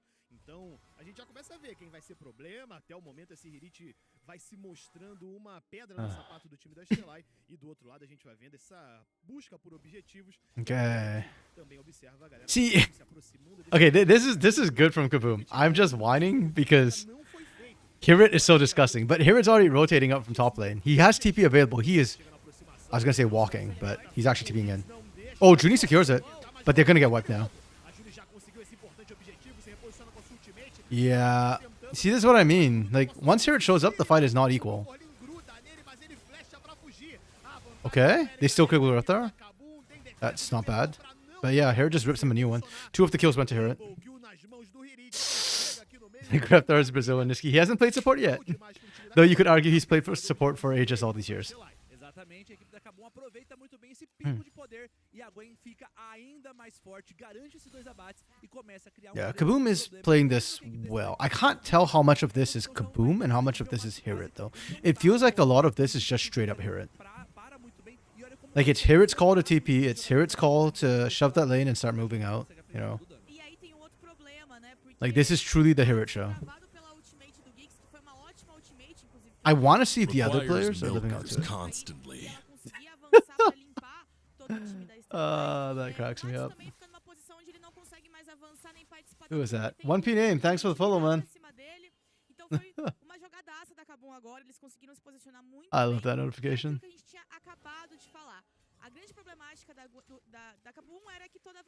Yeah, well, what we can say though is that Stella is not quite still performing up to par. Matsukaze hasn't really been able to get in there. I'm not saying he's wrong for doing it. I do think, like, what do you do when Hirit's running for you, right? You just stay 2 screens away and use turn call. It's technically the right call, but it just also feels like they're lacking damage to actually finish anything. Junie doesn't have enough items. Oh, Junie actually went Lichbane first instead of Protobelt. Interesting. And Crosstail also needs like a bit more damage before they can really do anything. So, yeah, feels bad.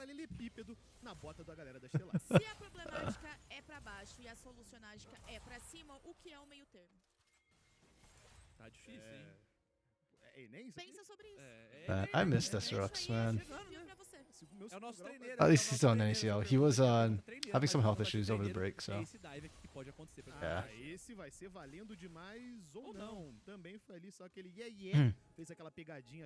The double AP makes it pretty straightforward to itemize on Kaboom's side. Okay, yes it does, but also who's building magic resist on this comp, right? Like you're gonna build a little bit for itemization, but that just makes Matsukaze hyper relevant. And Jin can actually do, like, Jin does disgusting amounts of damage. Hey, there we go. There's one pop.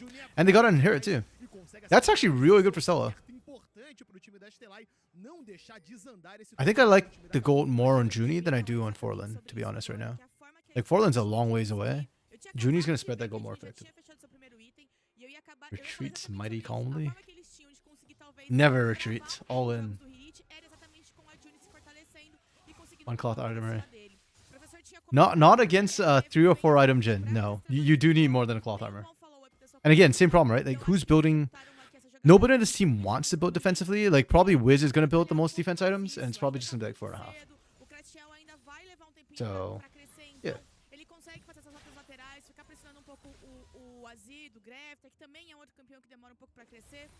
Eles têm formas de ganhar tempo pelo resto do mapa, enquanto a Juni faz pouco mais esse serviço de ficar pressionando a presença do Hirit.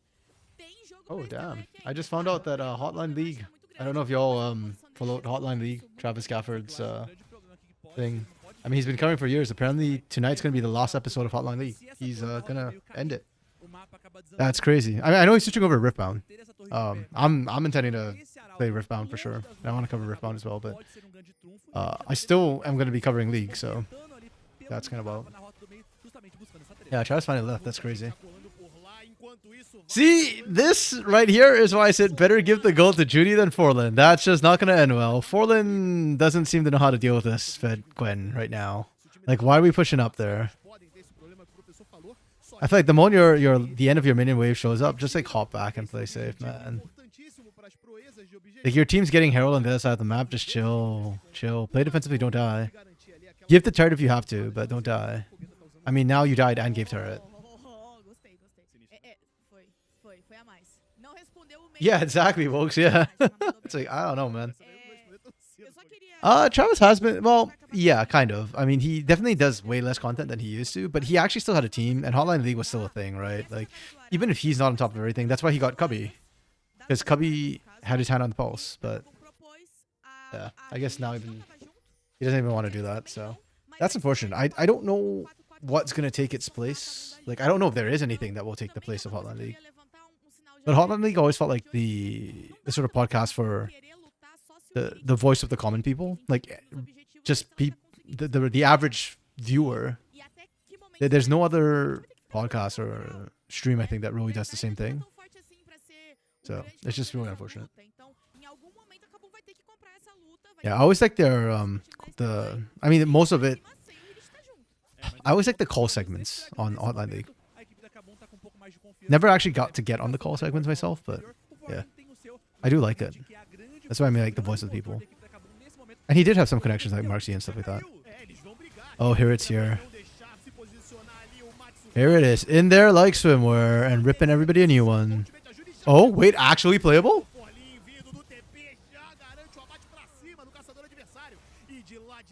I would have gone for Dudu there. Oh well. We just reached on Dragon, but for Stella that's good. I mean, they were behind. If you're able to come out equal or ahead, they didn't even lose anybody in this one. That's a huge win for Stella when you're playing from behind. And again, this game I don't think anybody outscales, so it's just straight up like who's stronger. That's good. Calls were too filtered. I don't know. There were some interesting takes over the years. I mean, yes, they're obviously filtered, and you know people get a bit too out of hand. Yeah, but okay, Stella going back to this without their ults. Without their ults, I think this gets a lot harder for Stella. Like they were relying pretty heavily on curtain call to get for Matsukaze to get a piece of the action. The lack of range on Jin certainly hurts. Ooh. Was taking free damage, and he is no unbreakable. Yeah. Yeah, I didn't think Stella would want a piece of this without their ults. It's kind of risky. It's only first Drake for Kaboom. I think that's fine to give over, and then just make a play somewhere else.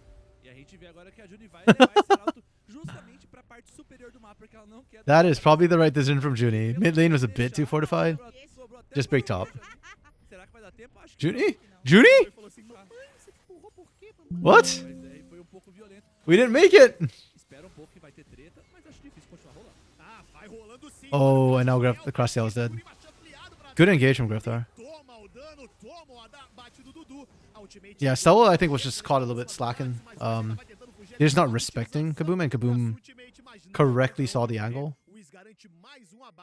And they don't get the top lane turret. Bro, this is so... Oh. Stella just had a good fight and just threw everything in the gutter, bro. Oh. It's not what I want to see.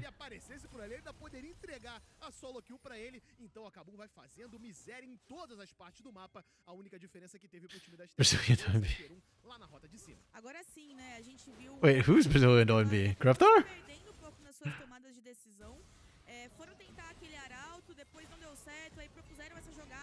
Yeah, like, I see what Stella was thinking. I just think this is a little bit disrespectful.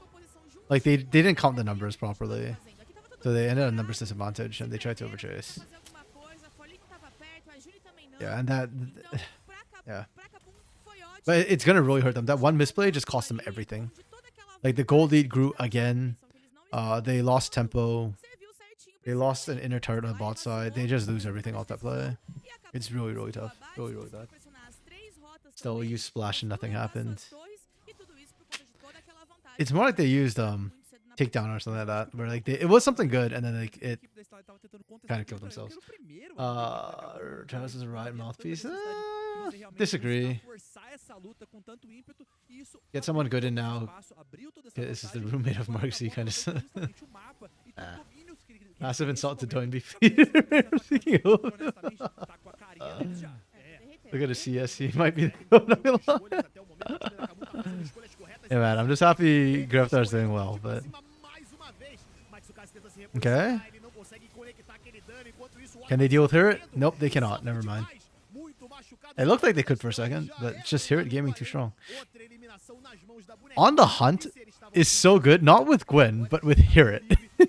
Like, giving Hear It the ability to run people down is just disgusting. He could be on Renekton and he'd be doing worse. Like, the same amount of work as is Gwen right now.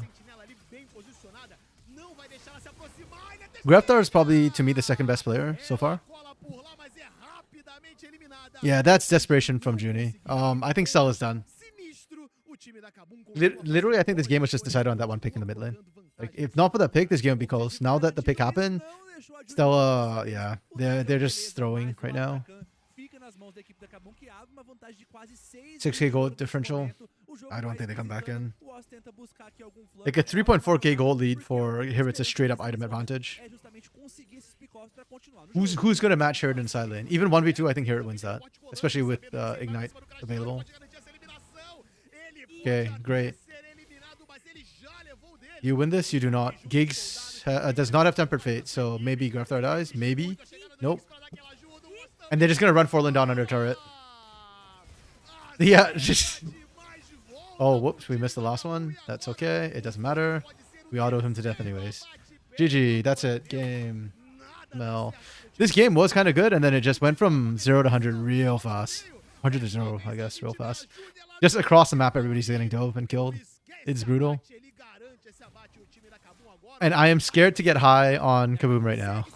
I will refrain. I will hold back. I will not get cheated again. I will not get baited by this. I'm just disappointed with Stella. At least Matsukaze is doing well. At least Matsukaze is doing well. Has he died yet? Or is this the worst Jax you've seen in the region since Iceborne College Jax? Trust the Grub man. Hey, Grub played in Red Academy. He didn't look this good last split. I refuse to get hyped off one game. Forlin was not bad in the past. He was in Fuxu Academy, wasn't he? Wait, is he the Fuxu Academy? Is he the Jax you're thinking of, folks?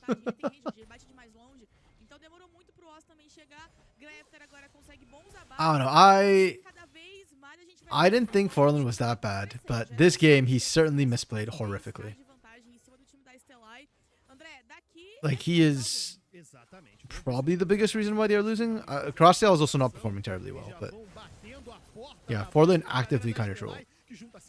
And against Herod, kind of understandable. Oh, okay, Crosstail, I see you.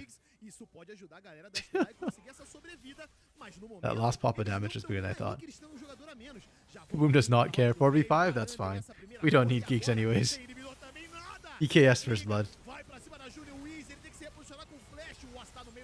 Oh, they killed Herod.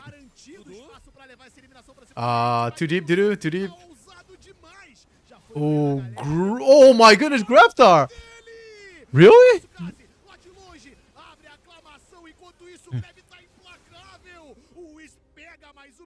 Okay, right now Kaboom's just playing around with their food. Did they have to do that? No, they just want to fight 4v5 and took an hit off the back of it. Yeah. That's a really bad Wiser game last year in Jax. There was, but it wasn't like this, right? Where you're 60 CS down, you fed the other top laner, and the other top laner is like the best player on the enemy team and can actually 1v5. Even when Wiser does bad games, he's not like hard feeding. At best, it's like soft hunting. At worst. No, it wasn't. It wasn't this bad.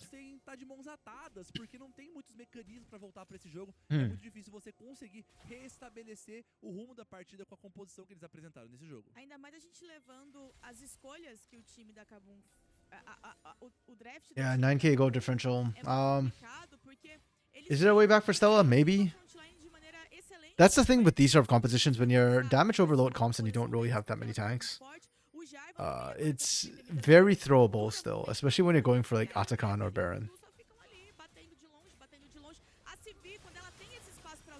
But I don't think Kaboom's going to make that sort of throw. Like, it's a really bad throw if you let this game go. Yeah, Baron's already gone.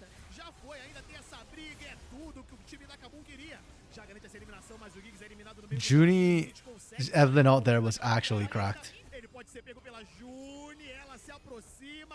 Like, it got her out alive. That's insane. See, if Stella wasn't 9k down, they probably have a decent chance of winning the fight. But they are, so they don't. And dude's just trying to make sure Junie doesn't cut the wave.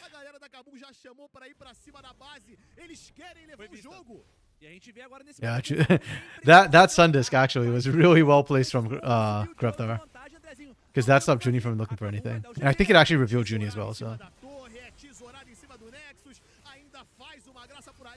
Yep. Okay, well played. Well played from Kaboom. One game felt like it broke not just the game open, but it broke Stella's mental like completely down. That was kind of weird to watch. Wiser is great, not on finals. Ouch. I think Wiser on average is the best player, but his highs don't feel as high as like Robo or Kigo. Okay, we are what, 1/3? No, 60% of the way through. We've got what, 2 more games? Who do we got next? ECG. We've got an electrocardiogram versus VKS. Cade lost to A7. I am very curious to watch A7 now. Huh. Because Cade had Kissy as an AD carry. Everything else is the same. And I don't think Kissy's bad at AD carry. I've heard that he's actually pretty good at it, so. That's interesting. Okay, but first of all, ECG versus Cade. Cade? Versus Cade, yeah. Junie did less damage than I hoped. Yeah, Hirit surprisingly didn't do the most damage. Actually, Greftar, okay. I think Hirit will get MVP, but Loki, I can see Greftar getting it. VKS Academy was bad. Why, Lunar? Was it Kissy? Or was it like the issues they had last split where like sometimes the early game was just kind of messed up? Did MSI bad? Oh. So they kind of did nothing and then had to rely on their AD carry to try and do something? They looked lost? Okay. So the same problems they had last split then. That is not ideal. I was kind of hoping they'd have fixed some of their problems. But...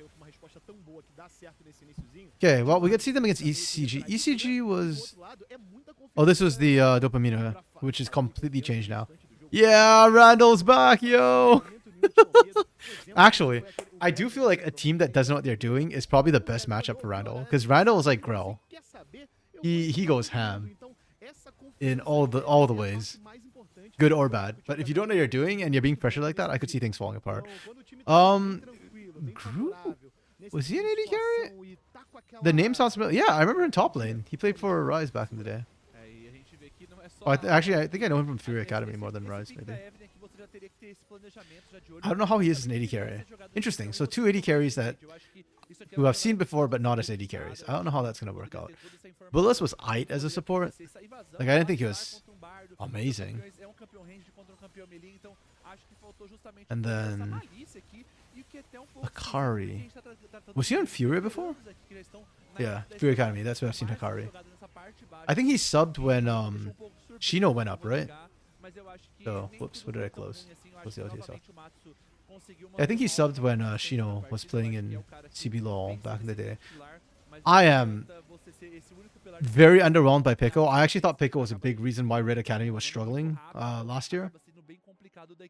Like, he had some really good moments, but more often than not, he was just very, very... You know, I'd actually say, yeah, he was below average, I think. Yeah, they gave it to Hirit, because freaking Hirit was just a monster.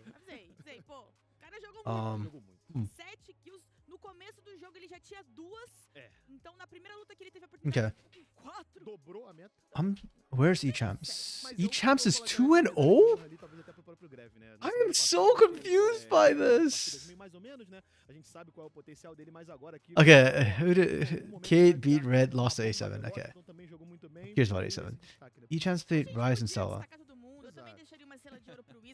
Okay. Okay. Is it okay? Like, I'm kind of in shock. I did not expect these guys to beat these guys or these guys. Like, what? Okay, this is interesting. I still find out. Yeah, blaming a player for not developing on Red. I actually am, Lunar, because I do think Red does develop players.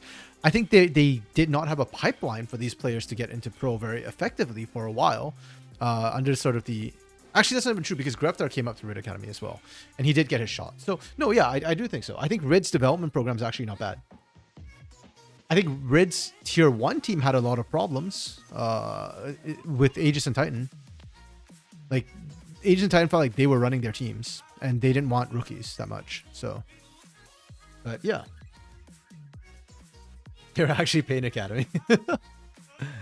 Wait, does Pain take all the RED players or something? Yeah, but as far as I know, I think Red's development system is good. Furia's development system is good.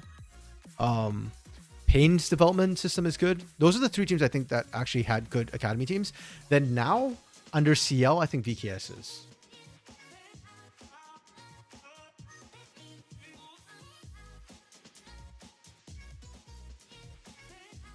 What?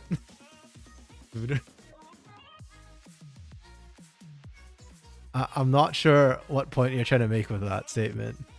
I assume you mean like that something is full of holes. I just don't know what you're trying to say is full of holes here.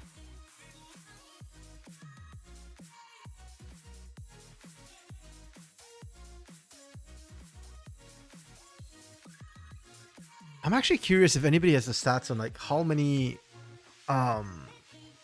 players has each org actually developed since franchising into tier 1. Like, I'd actually be really curious. I think Liberty threw out Chiari, right? Gigo came through RED. Greftar came through RED. Aegis came through RED. Natuno came through... Where did Natuno come from? Oh, Flamengo, not. Wait. Oh, he's Los. I don't know why I thought. I'm for a second. Natuno came up through Flamengo Academy. Interesting. Who was in Flamengo Academy, actually? Super Clever came up through there, too. Okay.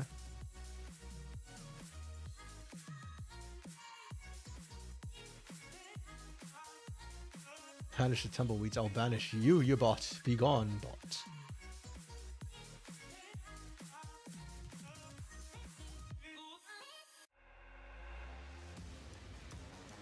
Jojo, Frosty, yeah, Jojo and Frosty came up through Red as well.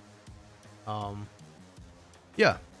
Like, as far as I know, Red's actually thrown up, I suspect, some of the most players. And then Furia Academy, I don't think they've sent up as many players, but I've heard very good things about Furia Academy as a whole. And their academy team has traditionally been pretty strong.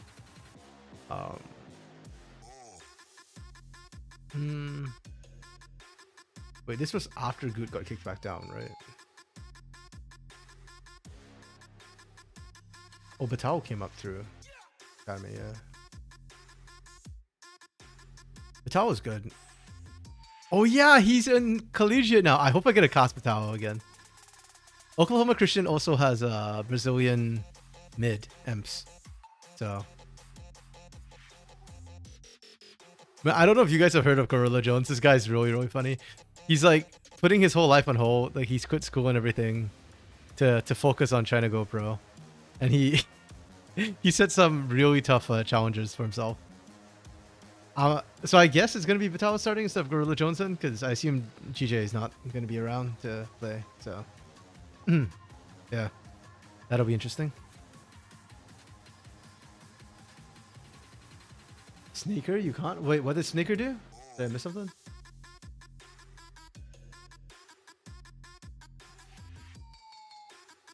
What's up with Snaker Books? He's on Fury Cat. Wait, he was? I didn't even see his name there. Hold on. Hold on.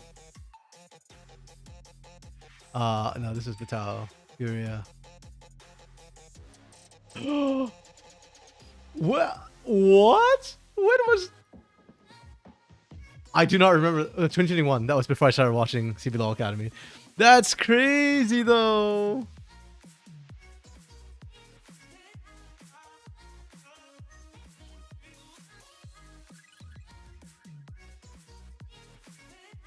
That's nuts. That's wild. Yes, I was indeed not trained by an academy. I was trained on the Rift. The tough life. And the joke is the split they had. Snaker, they didn't even finish number 1. Like, who won that split? Flamengo, Kane, Oh, okay. John Mago. Gene Mago. Beat him. Flare and Bounty. Damn, that was actually a bot lane I liked. Asta's interesting too. Juliera. Okay. Juliera and Prods. Bodied Snaker. Let's go. Snaker and Ackerman had a rough weekend too. I keep feel bad for them. There are a couple of L players. Yeah, I guess sometimes like I know that sometimes the LRS or LRS sometimes gets like random Brazilian players too. I mean, Lev had Beanie and Bobble in LA for that matter. Yeah, I'm curious to see how Kissy performs. Why is Gru the only one in the picture? Come on, guys. Y'all are slacking over here. Get on Gru's level, yo.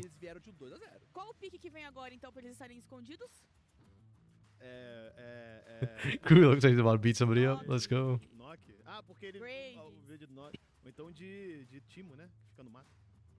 Bom, é isso aí, galera. Essa é a escalação dos dois times que vão se enfrentar agora. Ô, André, deu mole, tá? Ah, and we're right. They finished draft. Na telinha pra vocês. I wish they would. De um lado aí, Champ, então, traz essa Gwen, Pantheon, Victor, Jhin e Hell. E do outro, Vivo Cage, que traz aí o Rumble, Shinzal. The joke is I'm not even actually like a TSM fan. I liked both TSM and CLG, but I wasn't like hyper indexed into either one. Oh, Pantheon actually made it through. Okay, let's see Pantheon. It's a very Randall champion, I guess. I actually don't like Pantheon, but I think it fits Randall's playstyle perfectly. That's going to be interesting. We've got Rumble with only one piece of setup and one piece of anti-synergy. That's not ideal. Plots on Hyperscaler is good, though. Akari on Gwen. Could be good. Jhin into this is not terrible. Not my favorite, but it's not terrible. Victor, okay, Victor's good into this comp, largely. As long as he can survive getting Equalizer. Honestly, I'm not crazy about either comp. I think the comp is okay. I'll give it a 2.5. It's a very average meh comp to me. I kind of don't like this comp. I'll give this one a 2. I just don't like there's no synergy in this comp at all. I don't understand what we're looking to do here. There's not much synergy on this comp either, but at least like you can see the game plan, which is Pantheon helps the AP scale and Jhin just does Jhin things. It's average. It's not, yeah. It's just drafted lane counters, did they? I mean, okay, yeah, actually, yeah. Because I was thinking Gwen's a Rumble is a good matchup into Rumble, but then in lane, yeah, Rumble wins that. Ryze doesn't win against Victor, though. That's not lane counter. And I would argue that Jhin is actually the sort of handshake to the Varus. So I don't think Varus is a counter to Jhin either. I don't know. Also, what do we... Oh, we probably first picked Pantheon then. And then they got Varus on the other side. Interesting. Okay. I don't hate that draft. This is why I want to see the draft. Yeah, ECG definitely drafted meta. That's why I just gave that a 2.5. There's not synergy within the way they drafted, but it is just generally strong champions, like you said.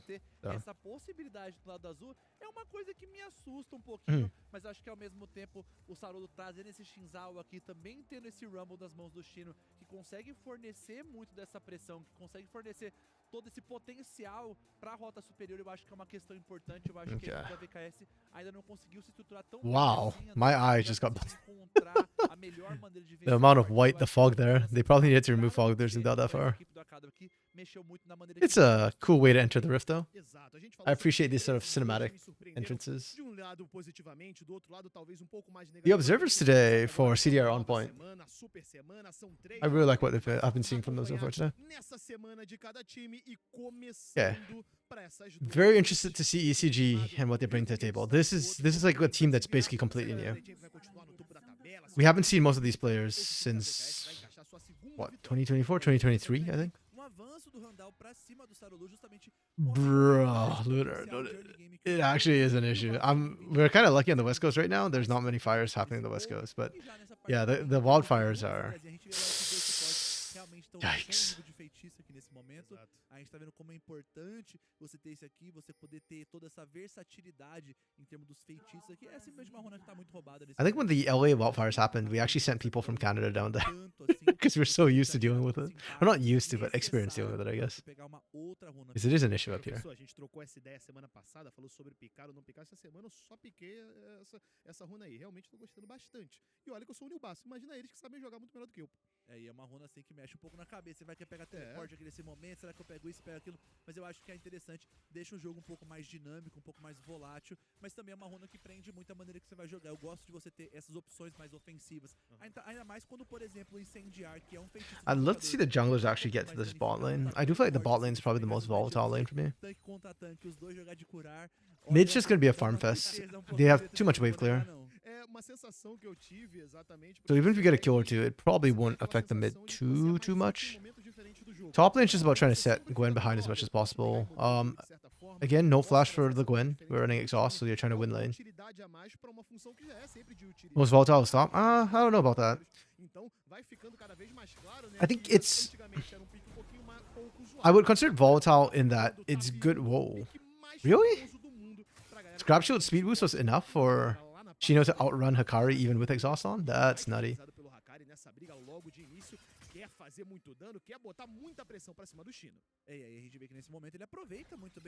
Like, I think top lane's more volatile for Cade, so I guess we want to see Sarolu gank up there to try and make sure that lane stays good for the Rumble as long as possible.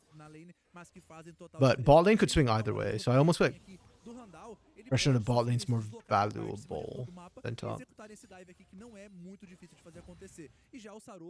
Yeah, Gwenny gives movement, but even I was just saying that like, I'm surprised Shino just managed to just outwalk Hikari there with exhaust on.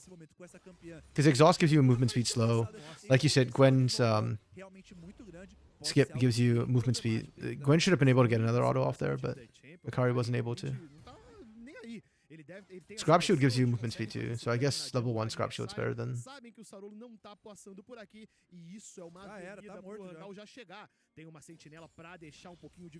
Okay. I think Shino misplayed that really badly. When you know the Pantheon's coming at you, you don't leave turret like that. If you do, you die. Like, your flash doesn't get you enough distance. Better die under turret and maybe try and find a kill.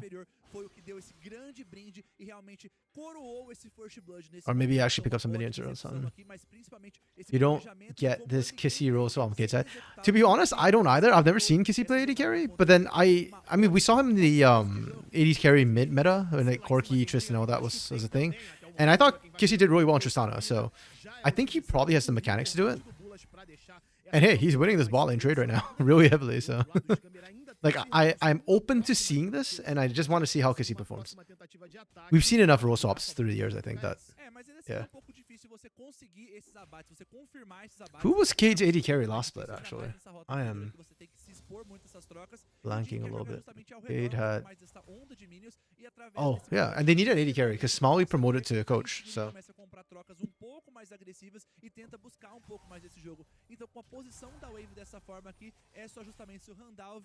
realmente fazer algum avanço ou baitarem o Scamber e o XC a fazer uma jogada um pouco mais ofensiva. Let's pick up a younger player. He doesn't have the nerves to play in the LTA. Whoa. That's... Them be fighting words. Okay.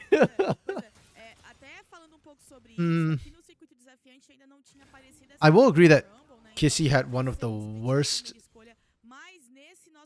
performances in a way of any mid laner. Like, you could argue it's still better than Greftar on Red, but yeah, he certainly had huge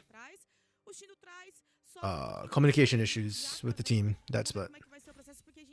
I guess considering he's an import and you've already spent all this money to get him here, it's kind of like a second chance, right? See, can he actually, you know, does he still have value? He said that he couldn't see before the game's pressure is too big. Okay. Well, despite all of that, I don't even think he was the worst performing mid laner. So if he can fix himself as an AD carry, then if he can rehabilitate himself that way, I'm down to give it a try. Also, I don't know if there are that many... I guess, folks, who do you have taken as an AD carry instead of Kissy for K-Stars Academy here? Would be my question.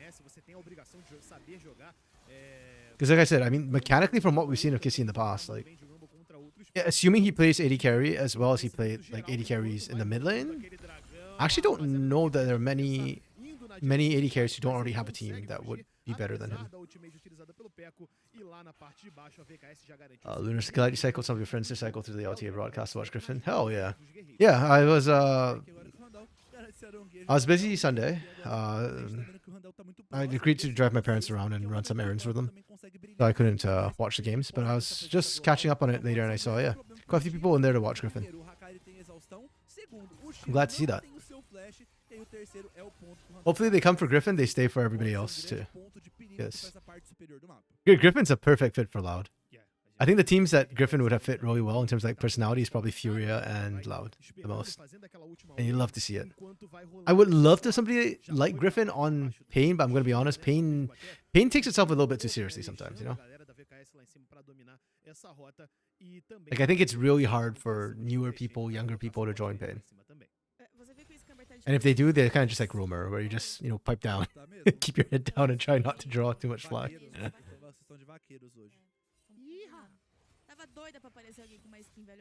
The hell was that? Yeehaw, bro. Caballo's even playing.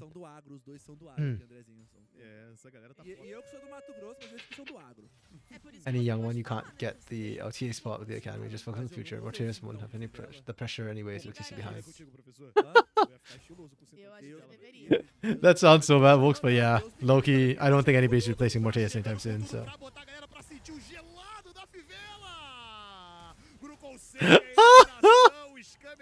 I'm sorry, that's such a random move. It cracks me up. He goes in, gets aggressive, and then everything just kind of backfires. I mean, it was really well played from Scamber, to be fair, but it's just really funny to me. Nice raw mort from Quats. One of the better ones, actually, I've seen in comp recently. Pois é, e uma ótima resposta da VKS. Chegaram muito bem com o Portal dos Reinos, mas principalmente pelo Scamber, que conseguiu impedir que o Randall Kate still got fangs. I think ECG had a good start, but yeah, Kate a little bit passive in the early game. I feel like it's kind of weird when CL first came in, that first split last year. It was like it was so hype, and the macro for VKS and VKS Academy was so good, especially the early game. Right, they came in the game plan, they were moving, they were getting ganks off and everything. It feels like the longer CL is here, the more Brazilian he's become. Like I'm not seeing that amazing immaculate early game anymore. Like Kate just kind of sat back and let ECG do stuff to them, and then now, I mean, this is a really great response. Don't get me wrong, but like this is not something you plan on paper to do, you know. This is more like, okay, we are in a position to respond, and Scamber has bought us an amazing opportunity.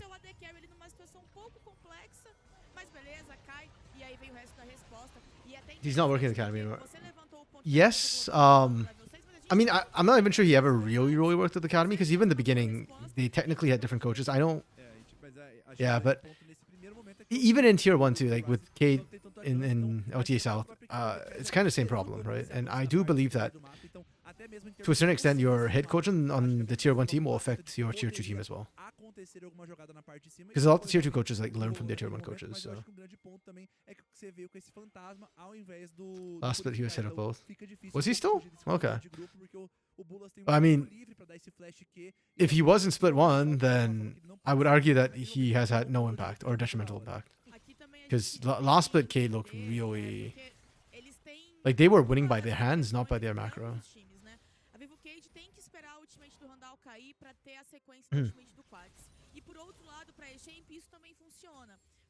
I like CL though. I kind of really wish that he was having more success, but yeah. I don't know.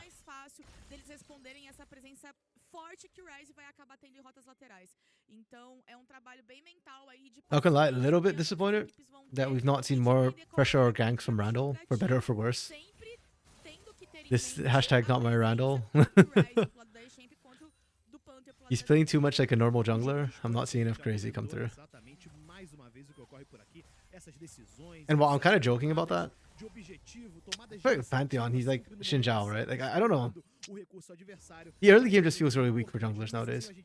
esse avanço do time da Champ. It doesn't have to be. I mean, Griffin just showed us that this weekend. You can still go wild in the jungle. Tudo empatado. Ó, placar de abates empatado, placar de ouro também empatado, até as flores ali não chega a estar empatado, mas está perto também. Então a gente vai observando que de um lado tem esse objetivo do dragão, o outro lado tem mais vastilarvas. Então são esses primeiros 10, 11 minutos de partida que são de total e absoluto equilíbrio. Agora a gente vai ver esse equilíbrio que pode ser quebrado, já que vai ter mais briga por objetivo. Dragão chegando, dragão da montanha, e o time da VKS já tenta ocupar aquela região do Rio, puxar um pouquinho mais essa... Yeah, this is kind of what I don't really like to see is when teams like aren't like, yeah, well, why did we not start Dragon earlier? And now instead we had Pekko walk by. You know, a ward was in there that wasn't clear. Like, this is simultaneously both too late and also too early for Kate. Like, too late in that they had a window and they didn't go for it when they had first move, and too early in that they didn't do actually the prep work. Like, they didn't clear out wards and everything before they went in. Oh, Chains of Corruption just missed from Kissy. That's kind of bad.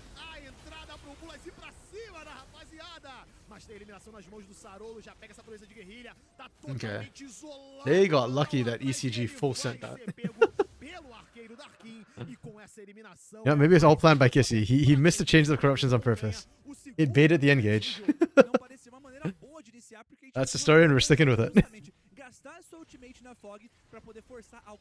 Yeah, I actually really don't like this from Cade, what they're doing right now. Like, they didn't set things up properly and they're just kind of brute forcing it. They do, however, thankfully at least have vision control in this area, so that's kind of what wins it for them. And then Randall finally did the Randall thing and full sent it.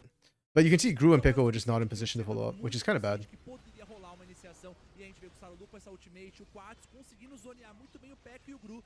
Yeah, just very divided from ECG, unfortunately.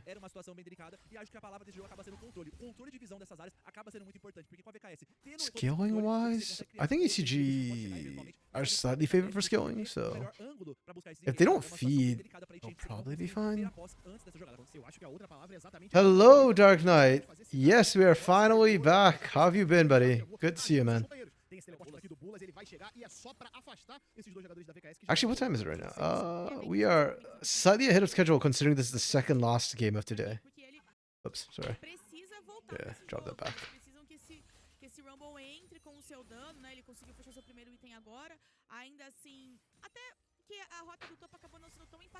Actually, did you watch the games last week, Dark Knight?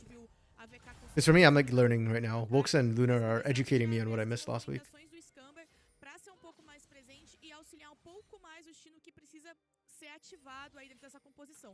Oh, really? Okay. Nice, we can learn together.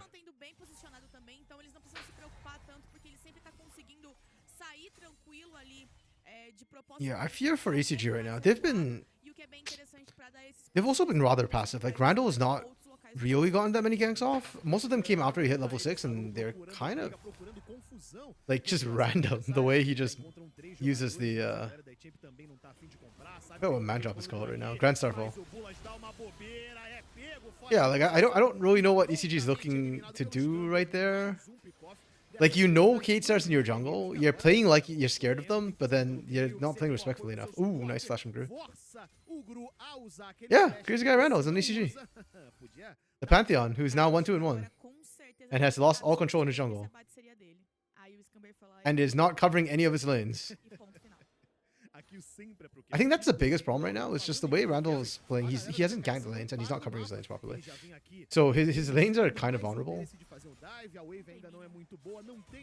You could see Kate was thinking about trying to punish right there.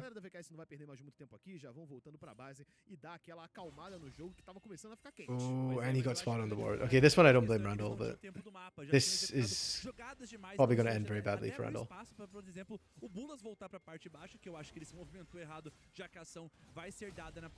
Yep.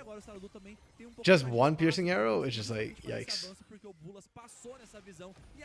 He has no armor. Umbral Glaive Varus. I hate this build for Kissy. This is a I cannot carry build that's coming up from Kissy right now. objetivo, é muito controle de grupo pra cima dele, mas mesmo assim, Sarulu consegue essa eliminação de objetivo, mas lá Okay. atrás, o Groove The Jin Gwen's enough to win the fight anyways. I'm not sure I understand how ECG won that fight, but they did. I need a replay on that. E agora a gente vê que a Did Shino just whiff his VKS ult or something? teleporte pra acelerar o mapa, mas o Peco já está de prontidão, também gastando seu teleporte. Smalley is coaching. Essa vantagem crescer. Isn't Smalley coaching the VKS as a positional coach, like the OTA South side? Yeah, Kissy AD carry. He role swapped. Yo, wait, hold on. I need to see what the hell happened here. Pois é, e a gente vê que a VKS aqui tava bem confortável, mas esse teleporte mudou tudo. Pois é, foi uma jogada um pouco Okay, so Akari gets there first. Man drop comes across into the pit, but we kind of ignored him. Oh no, we exhausted him. Okay, Equalizer didn't really hit them, and it didn't really cut the fight, so it kind of wasted. And Chains of Corruption whiffed! Kissy! Lil bro hasn't landed his ult yet. Also, again, I hate this build. This build is just like, I am not the carry build. I'm building Umbral Glaive. I will be a support and a bot for my team. But you actually have a CS lead. You are winning lane. Go, Yomu's Ghostblade. Urg.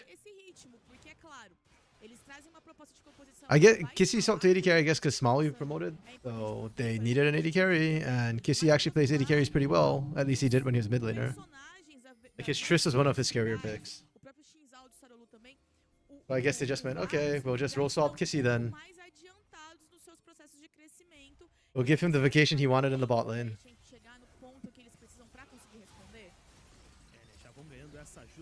Oh. Okay. He missed another Chains of Corruption. That's 0 for 3 right now. And it did not matter somehow. Oh, we're not taking the turret. Okay. Honestly, if not for this top lane just bleeding out right now, I think Cade would actually be in a really good position. But because of that top lane, this gold lead doesn't really feel real. Like, it feels really even still. Like, it feels like if ECG could get Hikari to the fight, they'd probably win it. I don't know. Okay, soul point for Cade. Ocean Soul. Could be good. I don't know how...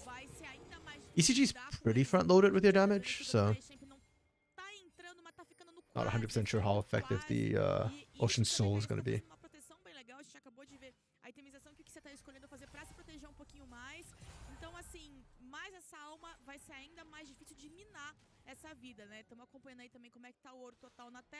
Quats has just been quietly farming up a storm. Yeah, this... Looking at the CS numbers and the goal numbers, it just kind of tells me that Cade just has better fundamentals right now. But I'm not seeing better macro necessarily. Scamber, I think, has been doing well with his rotations, though. I like what Scamber's been doing for the most part.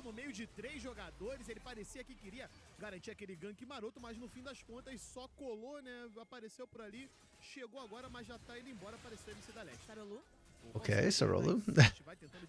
Feeling kind of spicy. He might have inted. Sarolu might yet int. Oh, great sidestep.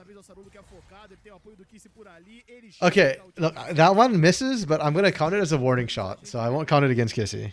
It was a zoning ultimate to make sure they couldn't keep chasing. That's the story and we're sticking with it. Dark Knight says Quats Rise good because that's the only thing keeping them in the game if they go for it too long. Generally, I think Quats is really good at scaling champions, so I'm going to say yes. Like, it's not his best scaling champ. I think his Vlad and his Asol are better, but Quats is really good just late game in general. The man scales by himself. Like, it doesn't matter what champ he's on. Oh. Why did we ignite Pico there? Like, okay. Well, it worked, I guess. I just don't necessarily know why we ignited.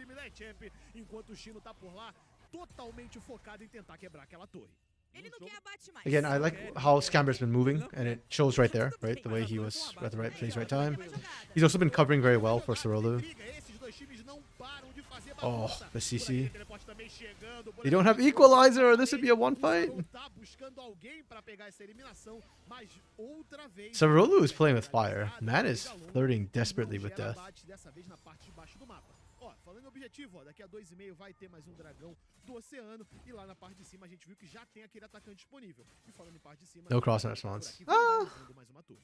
Kinda is, I guess. Like Hikari's sitting up there. Aproveitar que ele pode crescer um pouco mais essa vantagem do ouro dele, continuar realmente abrindo um pouco mais de espaço no mapa, mas a gente tá vendo um jogo bem acelerado. Yeah, but I agree that does feel a bit lackluster. And it doesn't really help matters too much. Like it's good that Hikari stayed up and got that, I guess. But the goalie's starting to swing more and more in K-Star's favor, and Hikari's goal specifically is not growing too much. If Hikari's going to be sitting up top, then yeah, they need to funnel harder. We'll see. I mean, Harriet, is it fair to compare Hikari and Harriet? Probably not, but Harriet managed to 1v5 with his Gwen at times.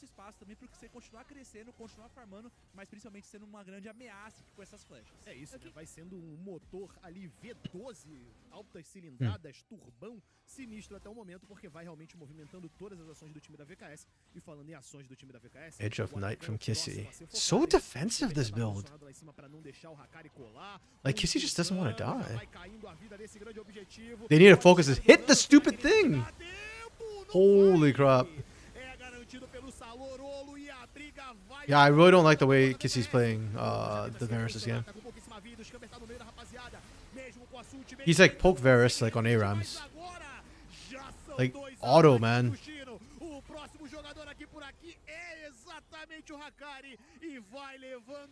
Okay. Unfortunately for ECG, I guess their win streak stops here. I'm gonna be honest, I'm not sure how they were 2-0. This game probably didn't showcase their strengths, but they look very disjointed. The Pantheon looks really bad for them. Like, it's not even like Randall's picking the worst situations to go in. Like, he had 1 or 2 ults which were questionable. But he's just always in there and his team's not with him. Like, specifically their support, Bulas is not going in with Randall at all. And you can't have that, right? Like, Pantheon's not a tank. You need your tank to go in with you and then CC them up. Heck, ideally, you shouldn't even be the first one in. It should be somebody, it should be like your support or top lane engaging, and then Pantheon comes across. Yeah, I don't think Randall can even get in there to smite. Unless he flashes over the wall and bush or something. After they clear out the ward.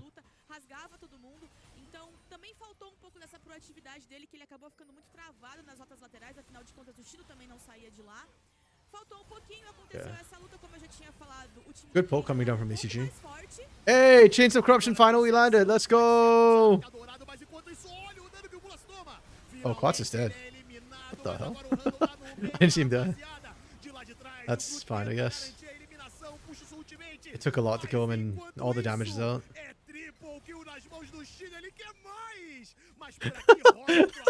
I like how Scamper like tanked up the 4th shot without Unbreakable. I was like running away and realized that, hey, wait, actually doesn't do that much. I'm okay. And then one more snipe. No, Scamper took it. I know the Braum grin is like the auto emote when you get the ace, but it's really funny to me that it came right as he stole the last kill. That's okay.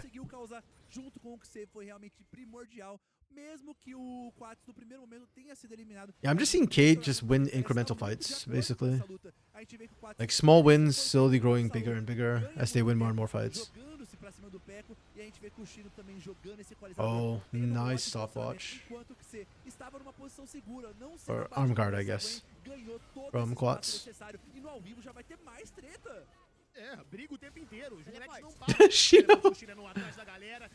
Shino's got an arm guard too, so that's fine. Oh, nice. Chains of Corruption actually landed again. Took Kissy about half the game to calibrate, but he's on point now. He's landing. Critical fights. Okay. Hikari had to blow needlework just to survive. Oh! Mirror Mana is completed for Kissy and it shows. Okay. He's finally actually looking relevant with his damage. But I don't really like how Kissy is not hitting the Baron and he's focused more on trying to I get poke. Vai se esvaindo, vai sumindo esse objetivo. O objetivo fica nas mãos da VKS lá Oh. de trás. A gente acompanha o Just the tip of it was enough. It was burning Gru. sutilmente enquanto isso. Okay. Mulas e Hakari vão de base. Is this game? No, there's too many turrets, but it might as well be. Ele não tem pra onde ir, ele vira churrasco Yeah. nas mãos do Chino, mas pelo menos pega essa eliminação. Só que é uma eliminação que não adianta de muita coisa. A galera da VKS já vai ali rumo. Yeah, this is kind of how I expected ECG to look when I saw the roster list of names, but they obviously must have something more to them. I think this was just not their best game. Kate Stars look okay. They look a lot like last split, where individually they're kind of good. I'm not really seeing the connection too much. I'm seeing like, Scabber connect well with Sarulu, but I'm not seeing Sarulu connect well with the lanes necessarily. I feel like just a lot of just sitting our lane, we'll just skill up on our own and then we'll be fine. Like Shino's not getting a ton of setup, but we knew that when we saw the draft. Like there's not a lot of AoE setup for this Rumble. And Kissy was having problems ending chains of potions. If VCG is gonna throw themselves for it, might as well win like yeah, right? Like VKs are just sitting there going, okay.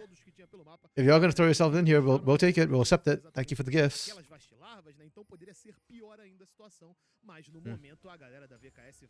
I hope we get to see whatever ECG was doing last week, tomorrow, or the day after. Actually, who do they play tomorrow?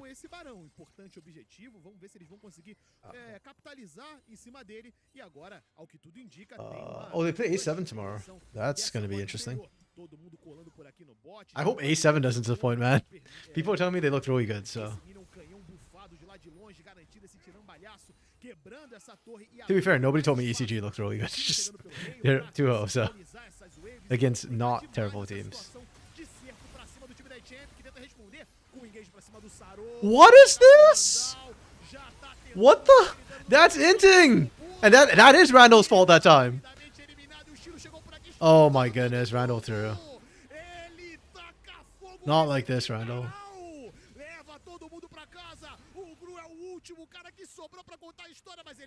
ECG lucked into their wins. Actually, Lunar? Like, did they...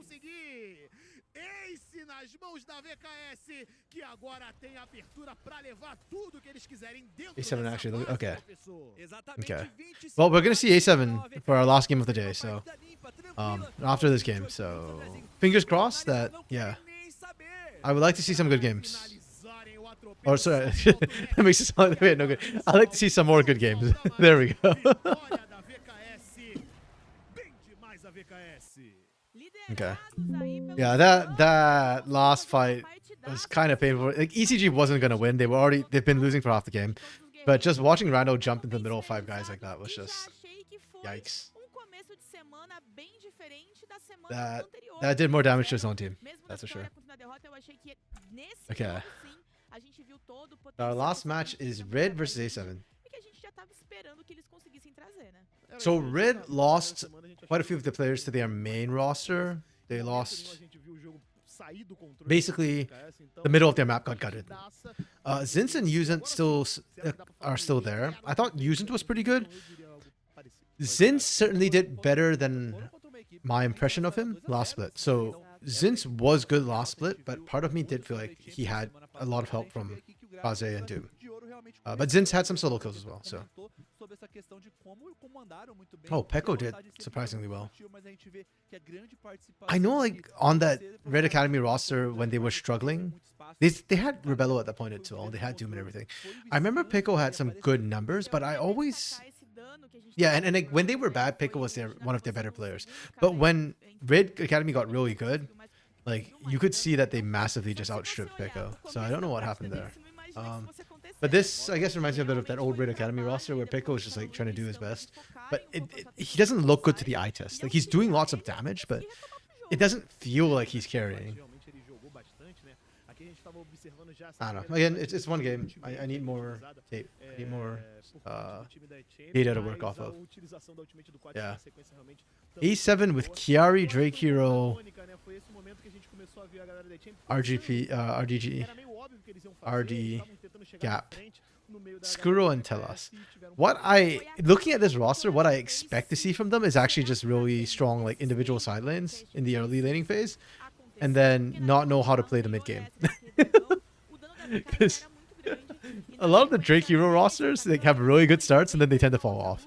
And I'm not saying it's a Drake Hero problem, but I am saying that it happens to a lot of an awful lot of teams that Drake Hero plays on.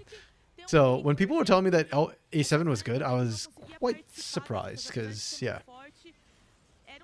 Nobody on this roster really sticks out to me as like, oh, great macro kind of guy. Like, Telas was the guy who used to go wandering in enemy jungle. Like, he owns the place. And when he's winning, it's great. When he's losing, he's feeding. Skuro was good for laning in academy level.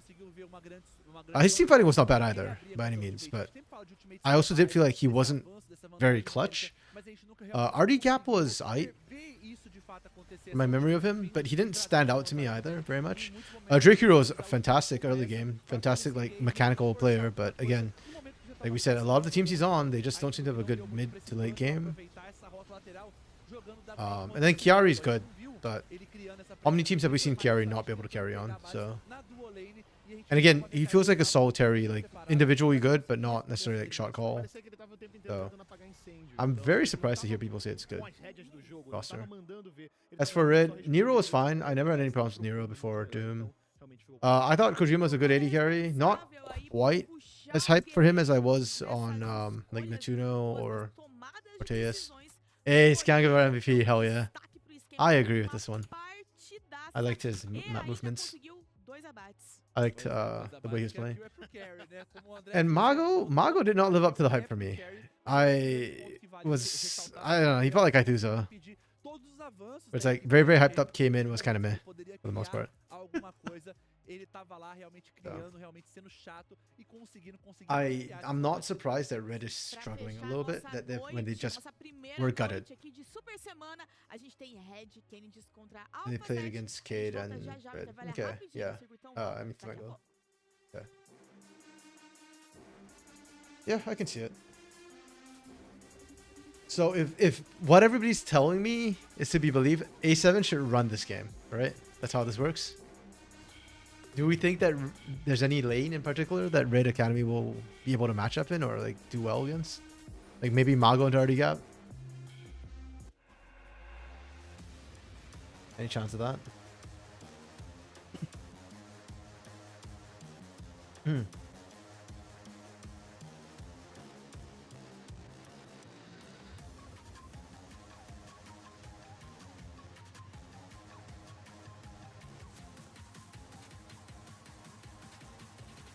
Wow, holy crap. I just took a look at my Twitter timeline and it's being flooded with Travis's retirement posts. Or not retirement, but leaving the League of Legends scene post. Damn.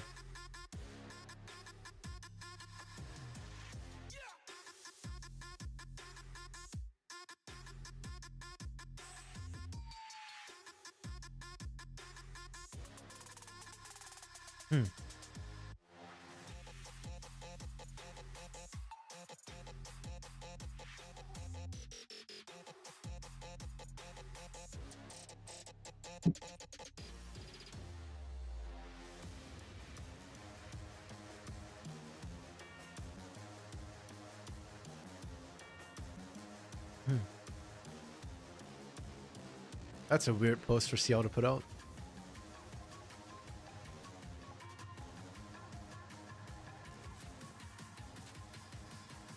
CL put out this message on the other thing 22 minutes ago, so roughly near the start of this game.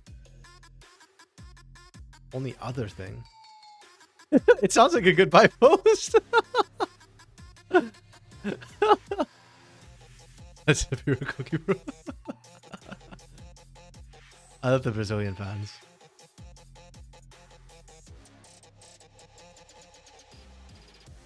I'm the coach. Wait, why did CL suddenly post this? It's super random. Oh, okay, let's pull up to these posts.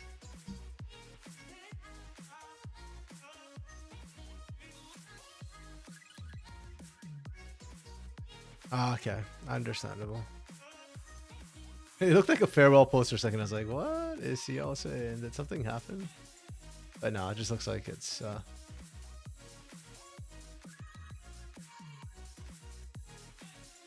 everything is operating as normal. No need to panic. Maybe I'm a little sensitive because of the whole Travis thing.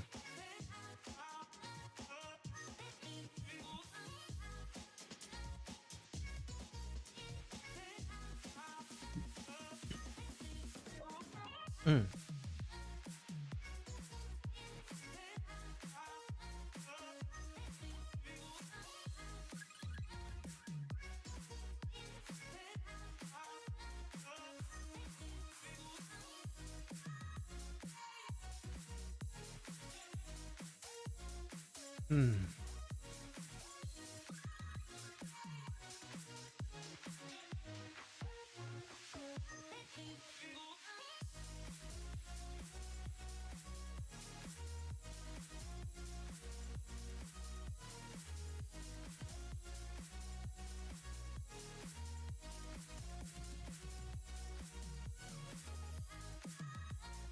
Oh.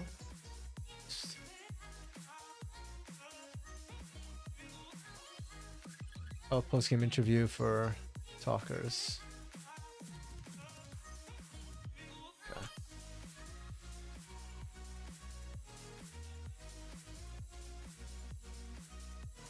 I'm browsing my Discord and my Twitter on off screen right now, just because I'm also kind of scared what might pop up.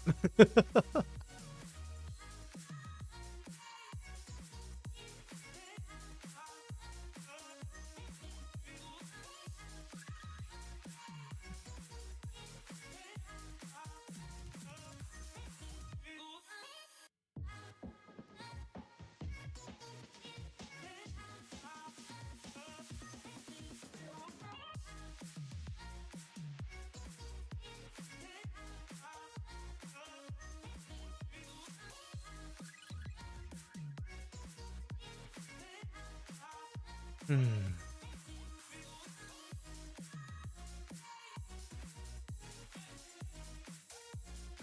We're actually moving at a pretty decent clip. I think we're about an hour ahead of the because usually they schedule like an hour per game. So the last game's supposed to start like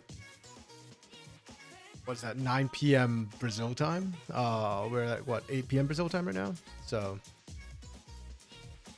we actually somehow gained an hour in all of this. That's pretty good. I was a little bit concerned if it's always going to run that long. I actually wasn't sure if I'd be able to kind of watch all the games normally, but this current pace is okay. This is doable. That's starting Super Week too. Super Week's always kind of rough for me. Already, yeah, carry. Okay, so the rosters are exactly as we expected. No sudden changes. Pois é, esse bigodão aí tá de bandido, né? Ah, eu não tinha reparado não, eu até assustei agora. Eu tinha reparado semana passada, eu comentei com alguém ali. Comentou a mesma coisa? É, eu comentei com alguém. Oh wow, not only did they draft already, we're actually loading right onto the rift. Let's freaking go. Okay, first of all, Ivern with hyper carry, I like it. Also Ivern, I don't know why we didn't see any Ivern throughout like MSI. I think Ivern's good. It's like it kind of just fell out of meta for no reason towards the end of the split.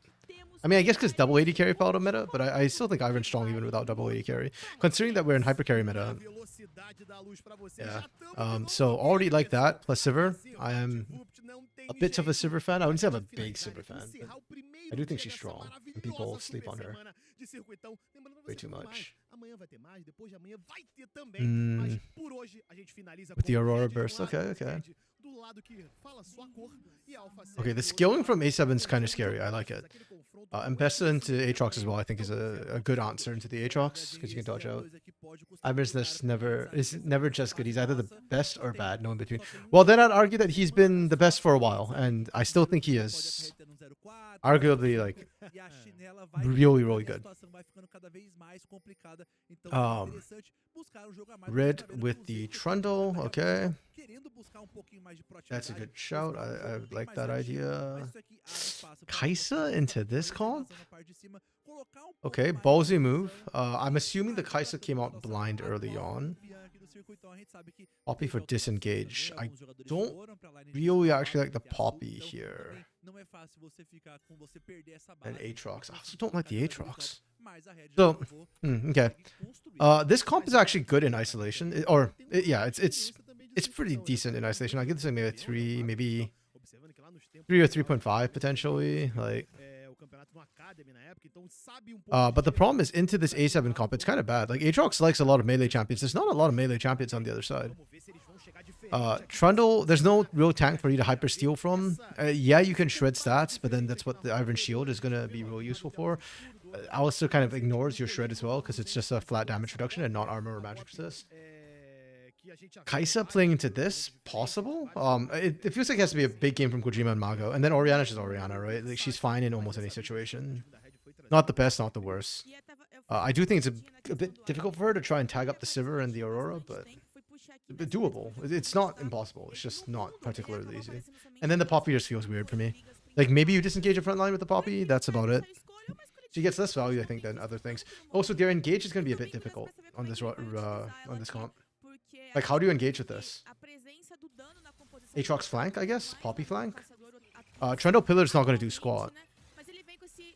Oh, wow. Well played from Mago. That run down onto RD gap. That was nice. It's clear as poo. True. That is very true. Or, actually, is it very true? I do feel like he's not one of the faster clears right now necessarily, but I think all his cheese is still the same. And I think his clear speed's decent. Skuro just running Kojima down. One more! Let's go, Skuro. Let's go. This is what I mean. Skuro's laning is really, really strong. It's at Sivir to get a kill like that. That's almost that is insanely difficult. Sivir's early game is like literally one of the worst in the game. I have seen her killed by a Jinx before. I think it was in CB LOL where I think it was either Mikau, it was Ninja Kiwi, I think, who just walked up on the Sivir, level 1, decided to try and 1v1 a Jinx and lost that fight. Like, Sivir's level 1 is atrocious. The early game is atrocious.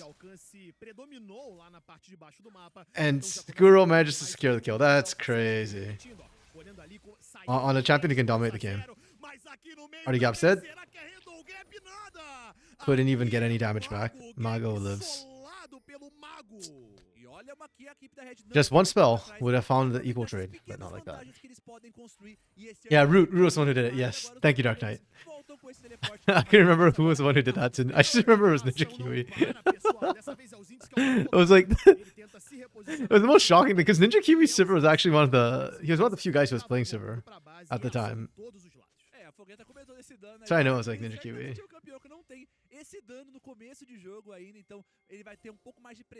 Yeah, for some reason, Mikau, because Mikau's the other guy who just played like only scaling champions, but Mikau never played Sivir. He played Jinx and Senna. And Smolder. Ninja Badu. No, Ninja Kiwi's good. I'm actually so sad. Ninja Kiwi's not on any of the tier 1, tier 2 teams. That's so sad to me. He's goofy. E é curioso porque fui olhar aqui os dados dele e na passagem dele no competitivo em 2021 e em 2025 ele ainda não tinha trazido. How's he a talent vampire? Like, isn't talent vampire somebody like sucks out the talent of other players? Did Ninja Kiwi do that? He didn't do that. The guy was elo held.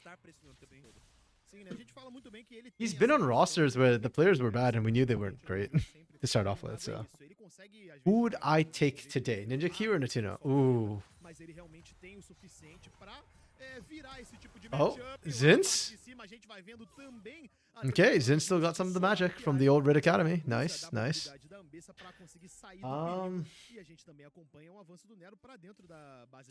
In this current meta, I think I would take Ninja Kiwi, but I think in most metas, Natuno's better. I don't know, Natuno has his ups and downs too. Like some splits he's really bad. Like, he just feels like depressed in some splits. Oof.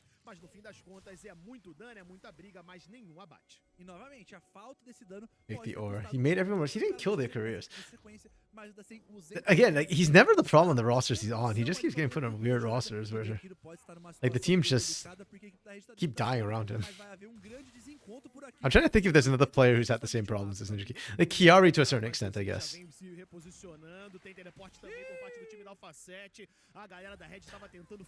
My biggest gripe with Ninja Kiwi is that his laning is kind of not... He's never dominant when it comes to laning, so...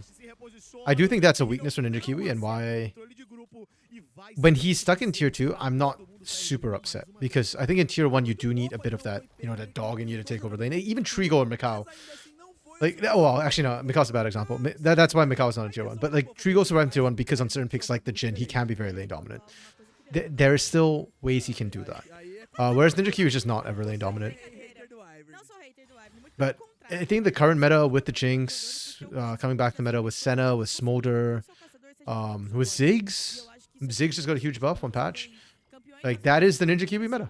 E você acaba conseguindo focar no seu farm e dar um chutezinho, dar uma cunha extra, é bem Like, legal. I suspect Mikau would actually do pretty well in this Eu meta. jogo de Morgana. Eu não quero falar sobre isso porque as pessoas vão lembrar da minha Morgana. What is that?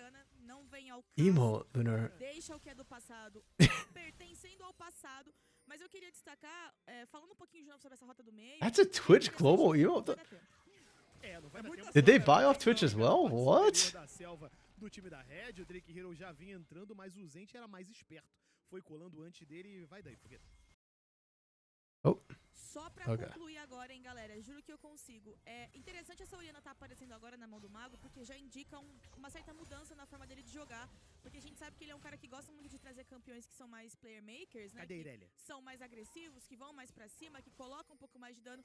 E essa Orianna faz com que ele fique um pouco mais preso. 1-1 so far. Que não seja essa campeã que vai se jogar. As the game goes later, I favor A7's comp more.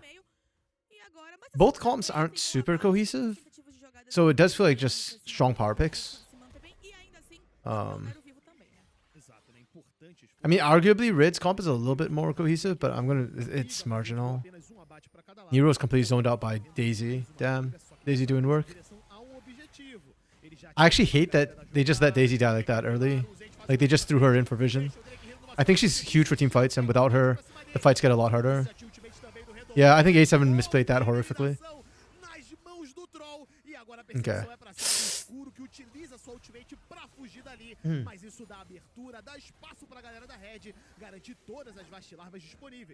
Yeah, those triangle things after each elimination, the winning team got to crush the losers one. Oh, okay. That actually sounds kind of cool, not gonna lie. That's interesting. At least I didn't watch, so I didn't know.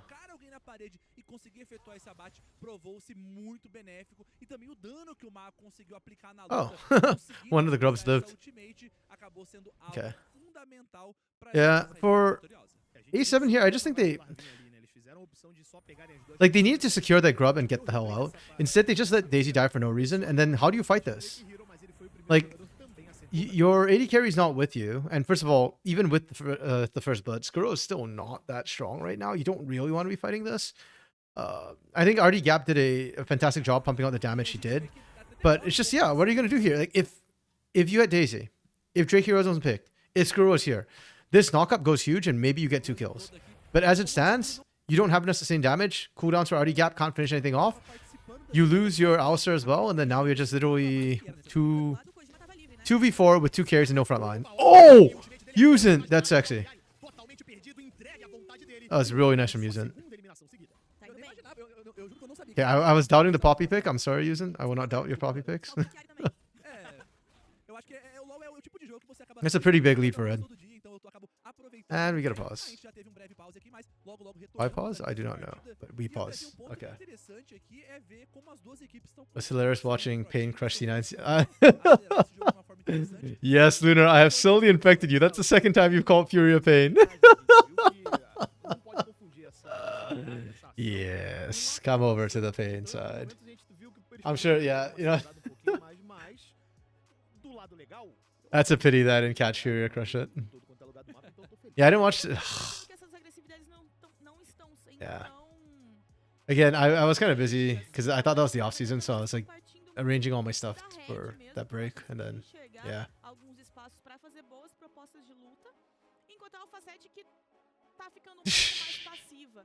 I don't know, man. You say making fun, but I'm okay with that. Como eu falei, ele tem uma função de não ser o cara que vai agressivar, que vai apertar o gatilho primeiro. Foge um pouco dos gêneros que a gente tá vendo. Exato. E depende que as suas rotas cresçam para daí sim eles começarem a fazer grandes jogadas.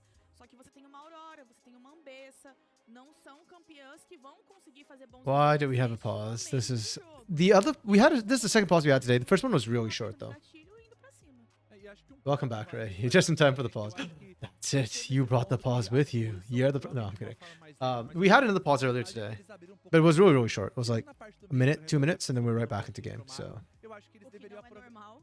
o que não é normal, mas eu ainda acho que eles poderiam aproveitar um pouco mais de acelerar um pouco esse mapa e não deixar, por exemplo, o Zent ficar tão livre assim, defender algumas outras regiões, até mesmo para aliviar um pouco pro Randall Gap jogar um pouco mais tranquilo, sem que o Mago tenha toda essa liberdade para poder jogar de uma forma muito agressiva. Então, eu acho que muito também parte desse erro da equipe da Alpha 7 de realmente esperar demais e esperar o Ivern pegar esse nível 6. Então, acho que tem um pouco das duas coisas. A Red entender. Was Kaboom? Kaboom was... Mas, ao mesmo tempo, a equipe da Alpha 7 também não conseguindo controlar muito bem essas regiões, não conseguindo controlar muito bem essa... Kaboom was fine. Not gonna lie, I was kind of thinking about it. Kaboom was good, even, actually. The problem is, it's the same as Kaboom last split, Kaboom IDL, where it's just, it's here at gaming. Greftar did pretty well. Greftar feels like he's growing to a bit of a carry now. I hesitate to call him a carry. It's only been one game. It's only been one game. I didn't see what they did last week, so... there we go. The pause is not too long. Okay, that's good. The pause is not too bad. Yeah. It's really hard to see how good Kaboom is when Hirit is just crushing everything. So, and he crushed everything again. Right now, I am not seeing the hype around A7, unfortunately. I just watched A7 completely flub a fight and put themselves behind. Benched sevenfold has better draft. I agree. Wait, are they Avenged sevenfold? I thought they were Alpha 7 or something, right? They have okay, this is...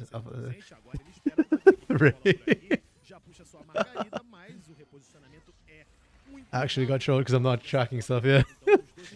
It's first day back, man. I trusted y'all. Yeah, no, I agree. I think A7 is a better draft. I like the Silver Iron combo, but they misplayed the fight really badly. They need to like stabilize the game now and just go back to skilling. Once Skuro hits 2 items, they'll be fine. Then with the Silver, they can kind of hold indefinitely. Red is really going to struggle to take turrets as well. They don't have good ways to stop the wave clear from A7. Almost said Avenge 7. Trolls. Okay, Drake Hero walks in and steals it. Nice. Okay, A7, do not fight here. For goodness freaking sake, why are we fighting? See, this is what I mean. This is why I get mad at them. Like, literally, you took the grubs, walk away. Like, why are we fighting? There was no benefit to that fight. You're not strong enough. Freaking RD-Cap doesn't even have first item. I'm getting trolled. This is... A7X, they're hard rock. I've never heard. No, you fight 100%.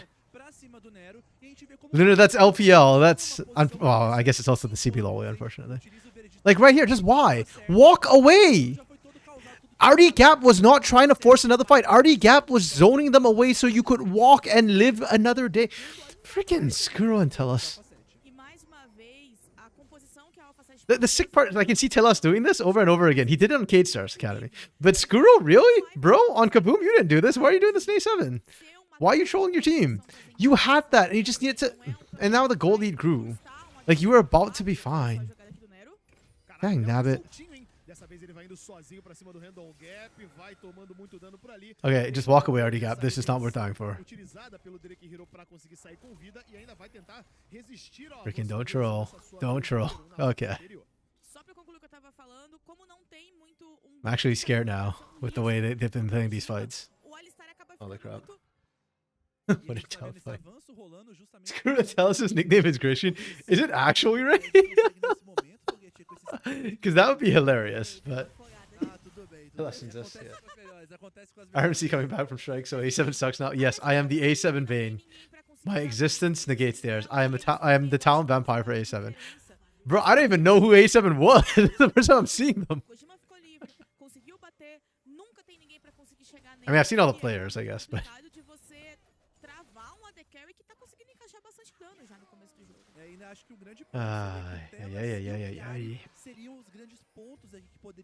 Again, the nice thing for A7 is they still have a crap ton of wave clear.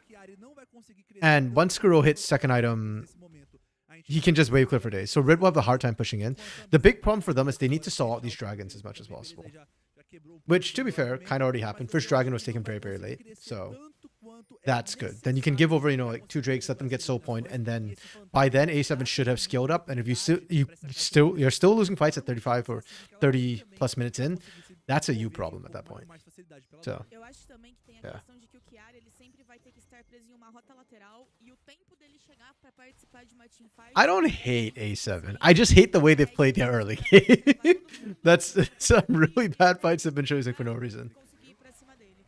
Então é um pouco difícil. Olha o Drake Hero, Okay. SCP Good flash from Drake Hero. do Nero, mas A7 were goats last week. They're gonna beat Isurus. se não fosse Well, guess what? Isurus, Estral were the goats in split one. They were gonna beat Pain and Furia. They did beat Furia, I think. Yeah. They didn't play Pain. I think they beat Furia. And look where they are now. Things changed real fast down here in the south. Ensaiando fazer aquele dragão na parte inferior do mapa, enquanto os Ints aqui em cima vai dando de cara com o Random Gap. Vamos ver o que eles vão fazer, porque os dois têm esse, quer dizer, não, no caso só os Ints têm esse teleporte disponível e exatamente por causa disso ele vai lá incomodando demais o Random Gap, não deixando ele chegar nessa onda de Minions, já puxou a última. Oh, wow. Destruidor de mundos se aproximando. Wait. Wait. Already got wins these. Mas ele é totalmente He walked Zinz like a dog. no Random Gap e já vai That's without flash too. um pouco mais confortável na parte superior e na parte de baixo ele continua tentando se That's actually really well played from Already Gap, to be fair. I thought Zinz had him because Zinz was landing everything, and then right when the dive when it mattered, Already Gap walked him. That's too good. That's also really huge for A7 because they did need the gold infusion. And it slows Zinz down as well, which buys more time for Chiari and Already Gap and Skuro all to continue scaling up best they can. So that was actually a lot bigger than just the laughing might have made it look like.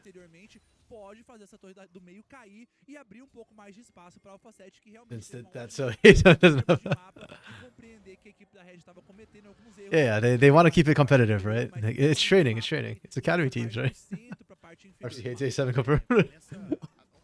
How is that me hitting A7? I approve of how Already Gap played that.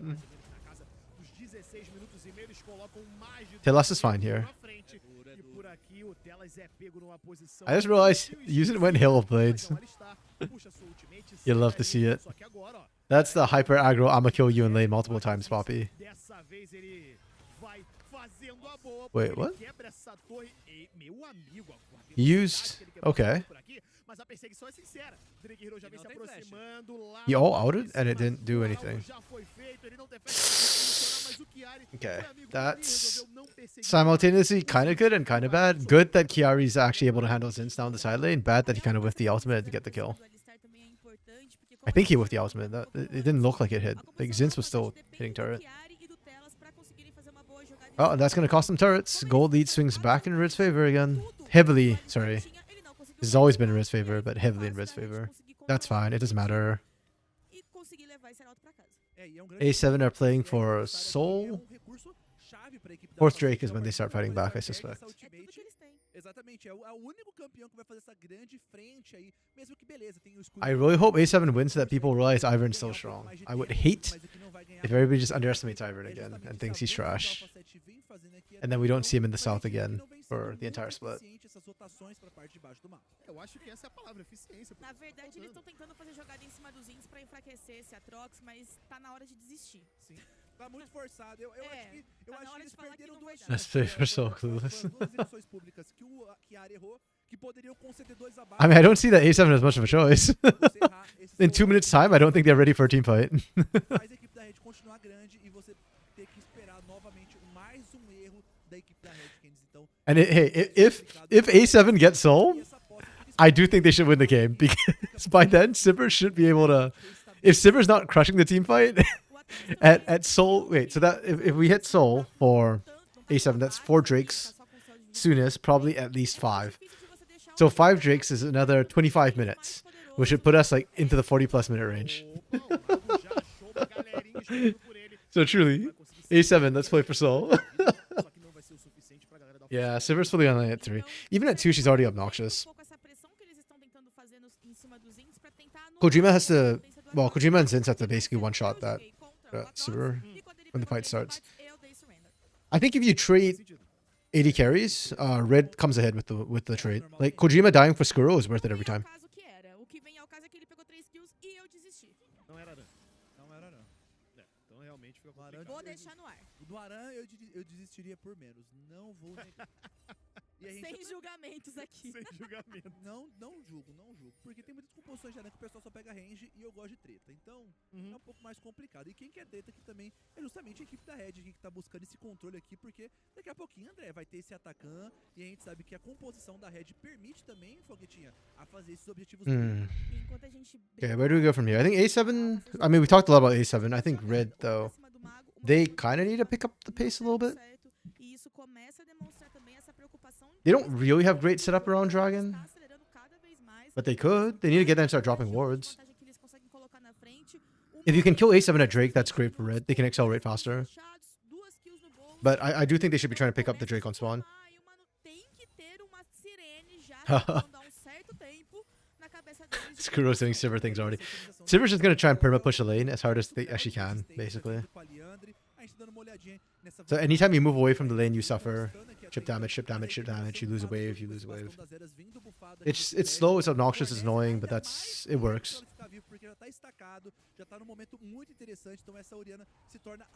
Okay, Red's on Dragon as it spawns. Excellent. That's exactly what they needed to do. Yeah, A7 are just gonna give it up. They can't take it. Can they find anything? I don't even think they can collapse and get top turret, I don't think. Yeah.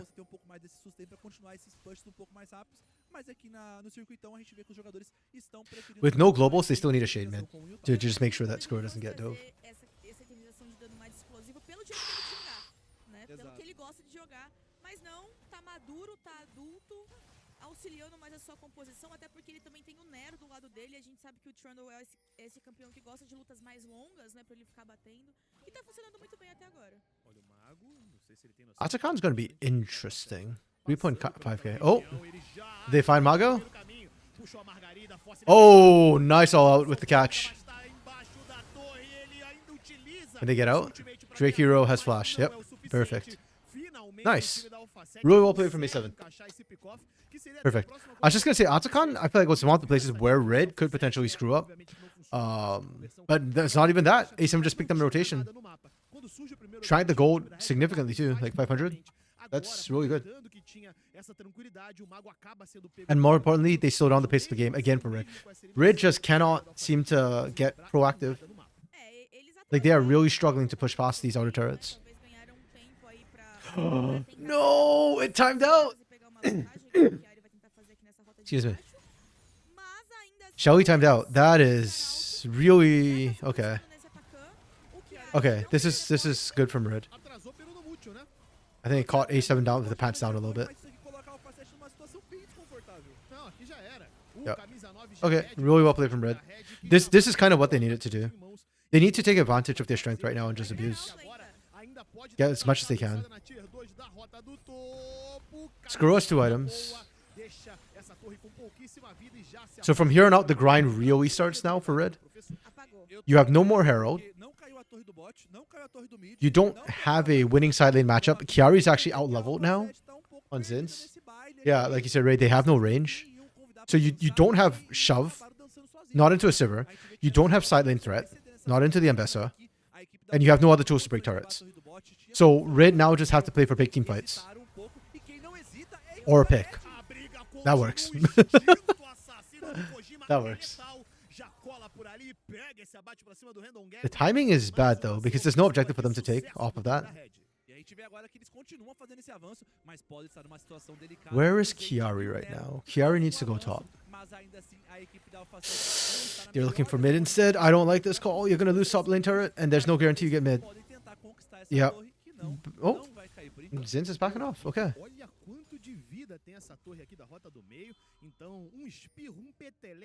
Okay. I'm actually really surprised that Zinz did try and take this. He has TP, so he could try and go for the cross map TP after taking the turret if need be. Yeah. Okay. It is what it is. Yeah, the next big thing is going to be in 2 minutes. Dragon. Kojima's like half an item ahead. Not even, just a couple components ahead of Skuro. termos de ouro, mas principalmente Foguetinho em termos de objetivos, porque eles estão pegando And it is Chemtech. tudo na mão deles, até porque eles I mean, Chemtech's estão kind of big for fazendo Aatrox. jogadas, né? Eles estão propondo esses objetivos. E quando a It's, gente viu it's algo decent for tipo the agora, Orianna shields as olha well, I aquele guess. KOF, eles gastaram um monte de recurso em cima do mago. A chegada dos Zinks também parece que deixou eles completamente desestabilizados, de assim, o que a gente faz agora? Sendo que ali pra mim era uma clara resposta de puxar aquele atacante, já que o time da Red estava sem a sua principal Yeah, A7 ferramenta are just playing passive right now because they don't. Então, They're just catching waves, right? Like, there's no need for them to walk out. até agora, mas não conseguiram desenrolar mais nada porque já não tinham mais recursos. How does it affect the Aí Orianna foram shields? tentar trabalhar o mago, Doesn't realmente, Chemtech cara, increase heals and das shields duas based on forças missing de health? So engage the que shield tem, you uma get is delas, bigger, no? pra Or am I mim, misunderstanding how Side, Chemtech ele não works? tinha mais teleporte, então até quando eles estão propondo as coisas, On parece que health eles acabam lost, I guess, se technically. perdendo um pouco, e muito em parte por eles terem que respeitar sempre a Red Canids, né? Porque se o Zinx chega, é um risco muito grande. I could be eles misunderstanding it. demoram pra I'm fazer gonna be a honest, Chemtech has então, never felt that continuar ali, impactful for porque me. é um risco muito Except for grande. like the big Então, Sundered Sky muito heals and stuff like that. eles Or it tentarem just comes out of nowhere. alcançar Or os as you've got objetivos, like, porque a Red sempre tá muito yeah, preparada like a pra ton lutar. of life, sudden lifesteal. Actually, now that I think about it, I don't think I've seen a Soraka with a Chemtech soul before. I'm not quite sure how that works either, but Soraka's is so rare. I actually think she's good, but yeah. Just people don't like enchanters. I mean, we barely even see Lulu or Janna. Chem still changed like twice, so you don't know anymore? Okay. That's true. I mean, I remember like when they got rid of First Blood Gold, I didn't even know for like a month. Oh. Good catch at Tamago. Yeah, I mean, Skuro's getting free fire. That's the big thing right now, right?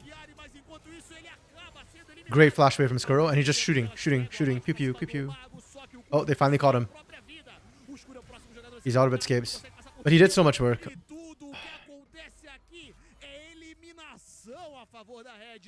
It was a valiant attempt from A7, but you can already see like how they're behind. What was that 4,000 gold when the fight started? And still, they are fighting pretty even. If they just had a little bit more damage from any source, could have turned. But Red managed to get sold. That's important for them. That's one thing way to accelerate. If random they get ulted, they could have won. True, yeah. Oh. The problem for A7 was like that was the big test, right? They didn't have to get the dragon. They just had to stop Red from getting the dragon, whether that be smite steal away and or just pushing them off the objective.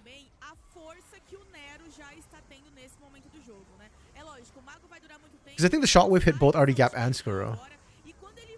Oh no, Artigap got knocked out completely. Yeah, okay, you're right, yeah. If Artigap was in that fight, they probably would have won that, yeah. So this Poppy pick, I guess that's why we see Poppy bans. I don't even think Poppy is like an amazing pick in here, but just her base utility is so damn high. Keeper's Verdict is just so busted in these team fights. It shouldn't have hit Artigap, but it did.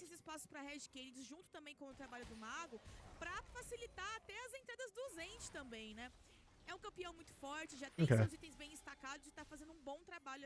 Yeah, the soul is valuable for Red. The biggest thing for Red is getting it off the map so that Elder can show up, because they need Elder, I think, to win this game. If not even 5k gold up, I still don't see how they're pushing in. It's got to be a kill into... Oh, did they find Chiari? Ooh, Skull playing with fire.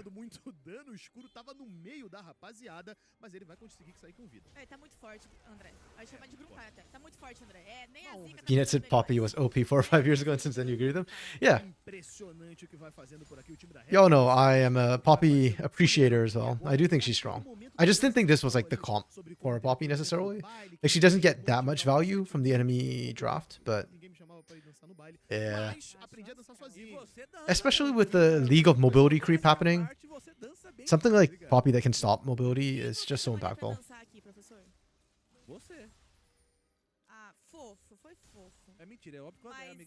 Rock solid.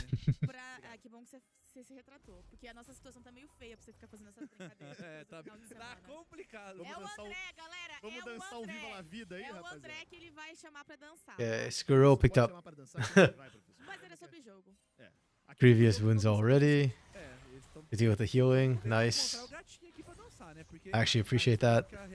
não dá muito desse espaço. E eu acho que é justamente pelo limitador. Ooh, 6k gold lead for Red. It's growing. Porque não tem muito quem A7 has not played their side lanes very well, unfortunately. força ultimate do Alistar, ele ulta, acabou a luta. Vinho pra mim, porque você falou que eu era hater do Ivern. I guess because already Gapsick behind, they're struggling to play side lanes. Aqui já tá montado o BO, né? O BO tá Also, that mid lane turret's still standing. They want this so bad. It's bounty gold if they can get it. Objective bounty gold. Dominando aquela parte superior do Rio, já faz um tempo, quase 5 minutos que eles estão brincando por aqui. Vamos ver se dessa vez eles vão arranjar alguma coisa. E além deles estarem conseguindo avançar muito bem telas. Ok, foi só um susto. Foi suspense do Spec. Foi suspense do Spec. E eu caí, tá? Eu caí. Eu achei que ia ter que... They're dropping another wave top for no reason. Like, I don't know why Kiara isn't picking that wave. Ah, não vai ter. Não vai ter. Também cair, né? Ei, Spec. I'm gonna just somebody walk up and hit the damn thing. É o Serginho Malandro que tá aí do Spec, rapaziada. E aí, pegadinha pra cima dos casters e pegadinha. Oh, Yuzin's already melted? Okay. This is all they need to do? Their skilling's kicking in. Let's go. Mago can't run? Okay, maybe Mago can run. He held the shockwave all the way to the end. Oh. Let's go. Silver Gaming. The skilling's finally kicked in. Yeah, it is definitely doable. On top of Skuro getting the bounty, I mean, already Gap is within spitting range of Mago too. Again, if they just get that, that's going to be objective bounty. If they get the Baron, that's objective bounty. Oh, wait, this could be spicy. Do they have a smite? Yeah, they do, Drake. No shot!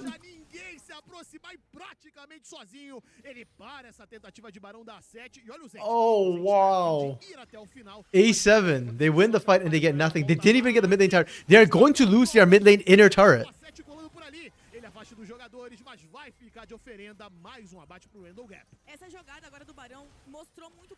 The hell is happening right now? Telas is gonna die.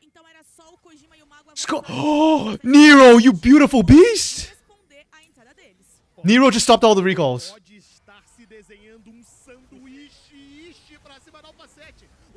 Oh, Telas didn't get the heal either. They're on Skuro. Skuro can't pre-fire. Oh my goodness, Nero just won them the game. Nero's pillar just won Red Academy the game. From the jaws of victory, Red Academy managed to snatch themselves a win. Damn. Oof. I love that death animation. Simple and to the point. Wow, wow, wow, wow, wow. This game swung back and forth real damn fast. I'm getting whiplash from how that has happened. Was it Poppy? Was it Yuzin? Oh. I thought it was the pillar from Nero who knocked them all up. I mean, I guess Yuzin stopped in the first place by dying, but Nero's the one who actually stopped like the critical backs from happening. And didn't die while doing it, so credit to Nero more than Yuzin for me. That's insane. Yeah, the gold lead they get off of that to me is more important than the actual Baron buff itself. And they got Elder. They just snuck Elder as well. Can they kill Yuzin? Yes. Oh, Zint's probably not Yuzin. Yes, they can. But then now what? This is rough. Red decided to throw, then they decided to win. Agreed. Red playing with our hearts. Also, yeah, Ray, Lunar makes it her life's mission to spread misinformation about the LTA Southcasters.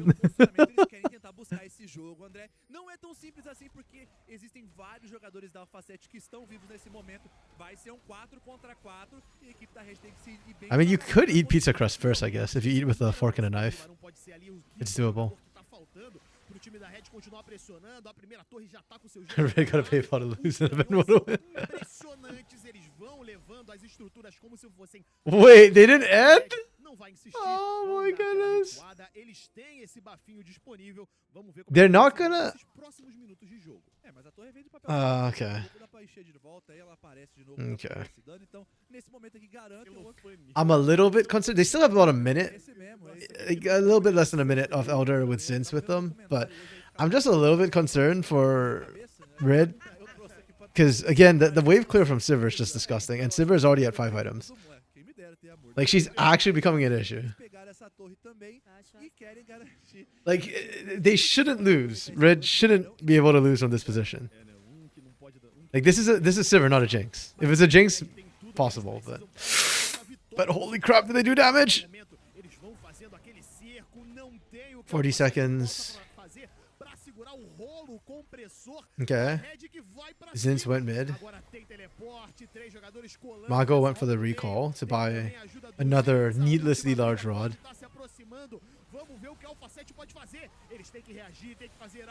26 seconds. Look at the amount of damage that's coming out. This is incidental damage from Skuro, by the way. It's just the bouncing boomerangs. Like, he's just trying to clear the wave, and it's also killing the enemy team. Okay, they got Skuro. They're fine. They're fine. Yeah. They had, what? 5 seconds on the, or they had 10 seconds on the outer at the end of the fight. Close, close. Close, close. Well played from Red Academy. They managed to clutch out the win. That was rougher than I think they would have liked, but they held their nerve. Okay, so at the end of the day so far, to me, Alpha 7 looks okay. Red Academy, rumors of their death sound kind of exaggerated. ECG just got lucky, I guess. Kate look okay. Kaboom looks like Carrot Gaming, same as always. Stella, they look kind of fun, not gonna lie.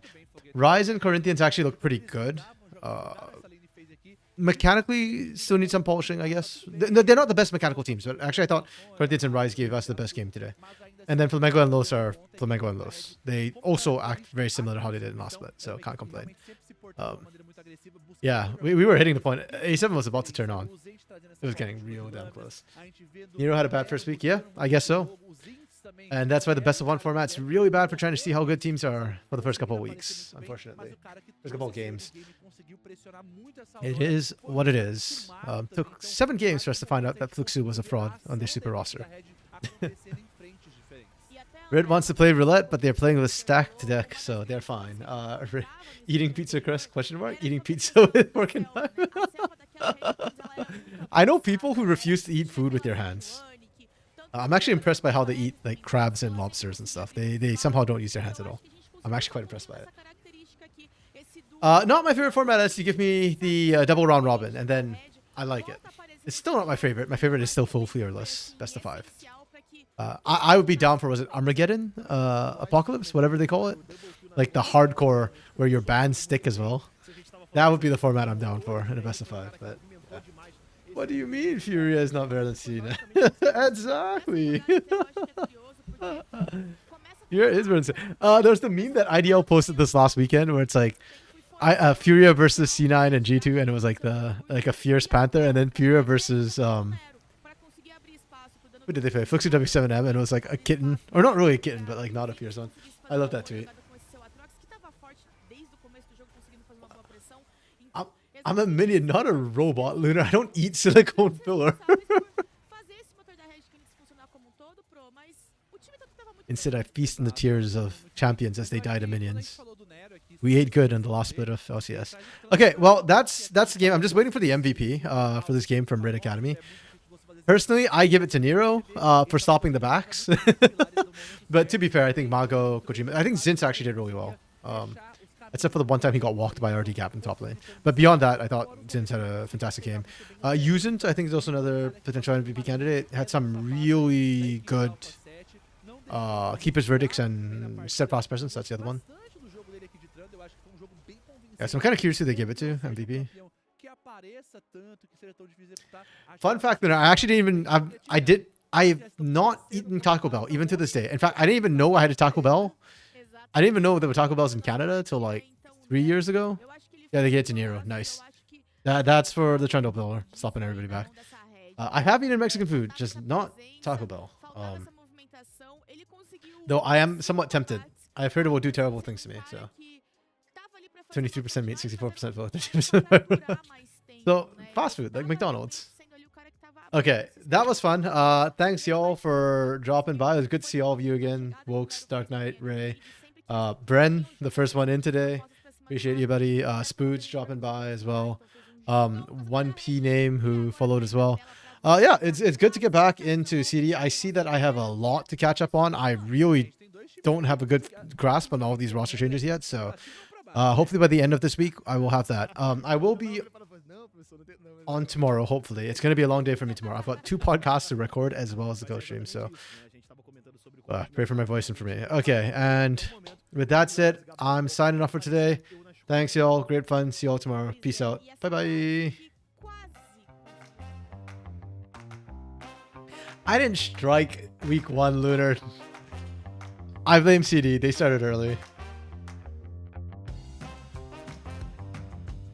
Also, wouldn't have changed anything about the 2 podcasts I have to deal with tomorrow.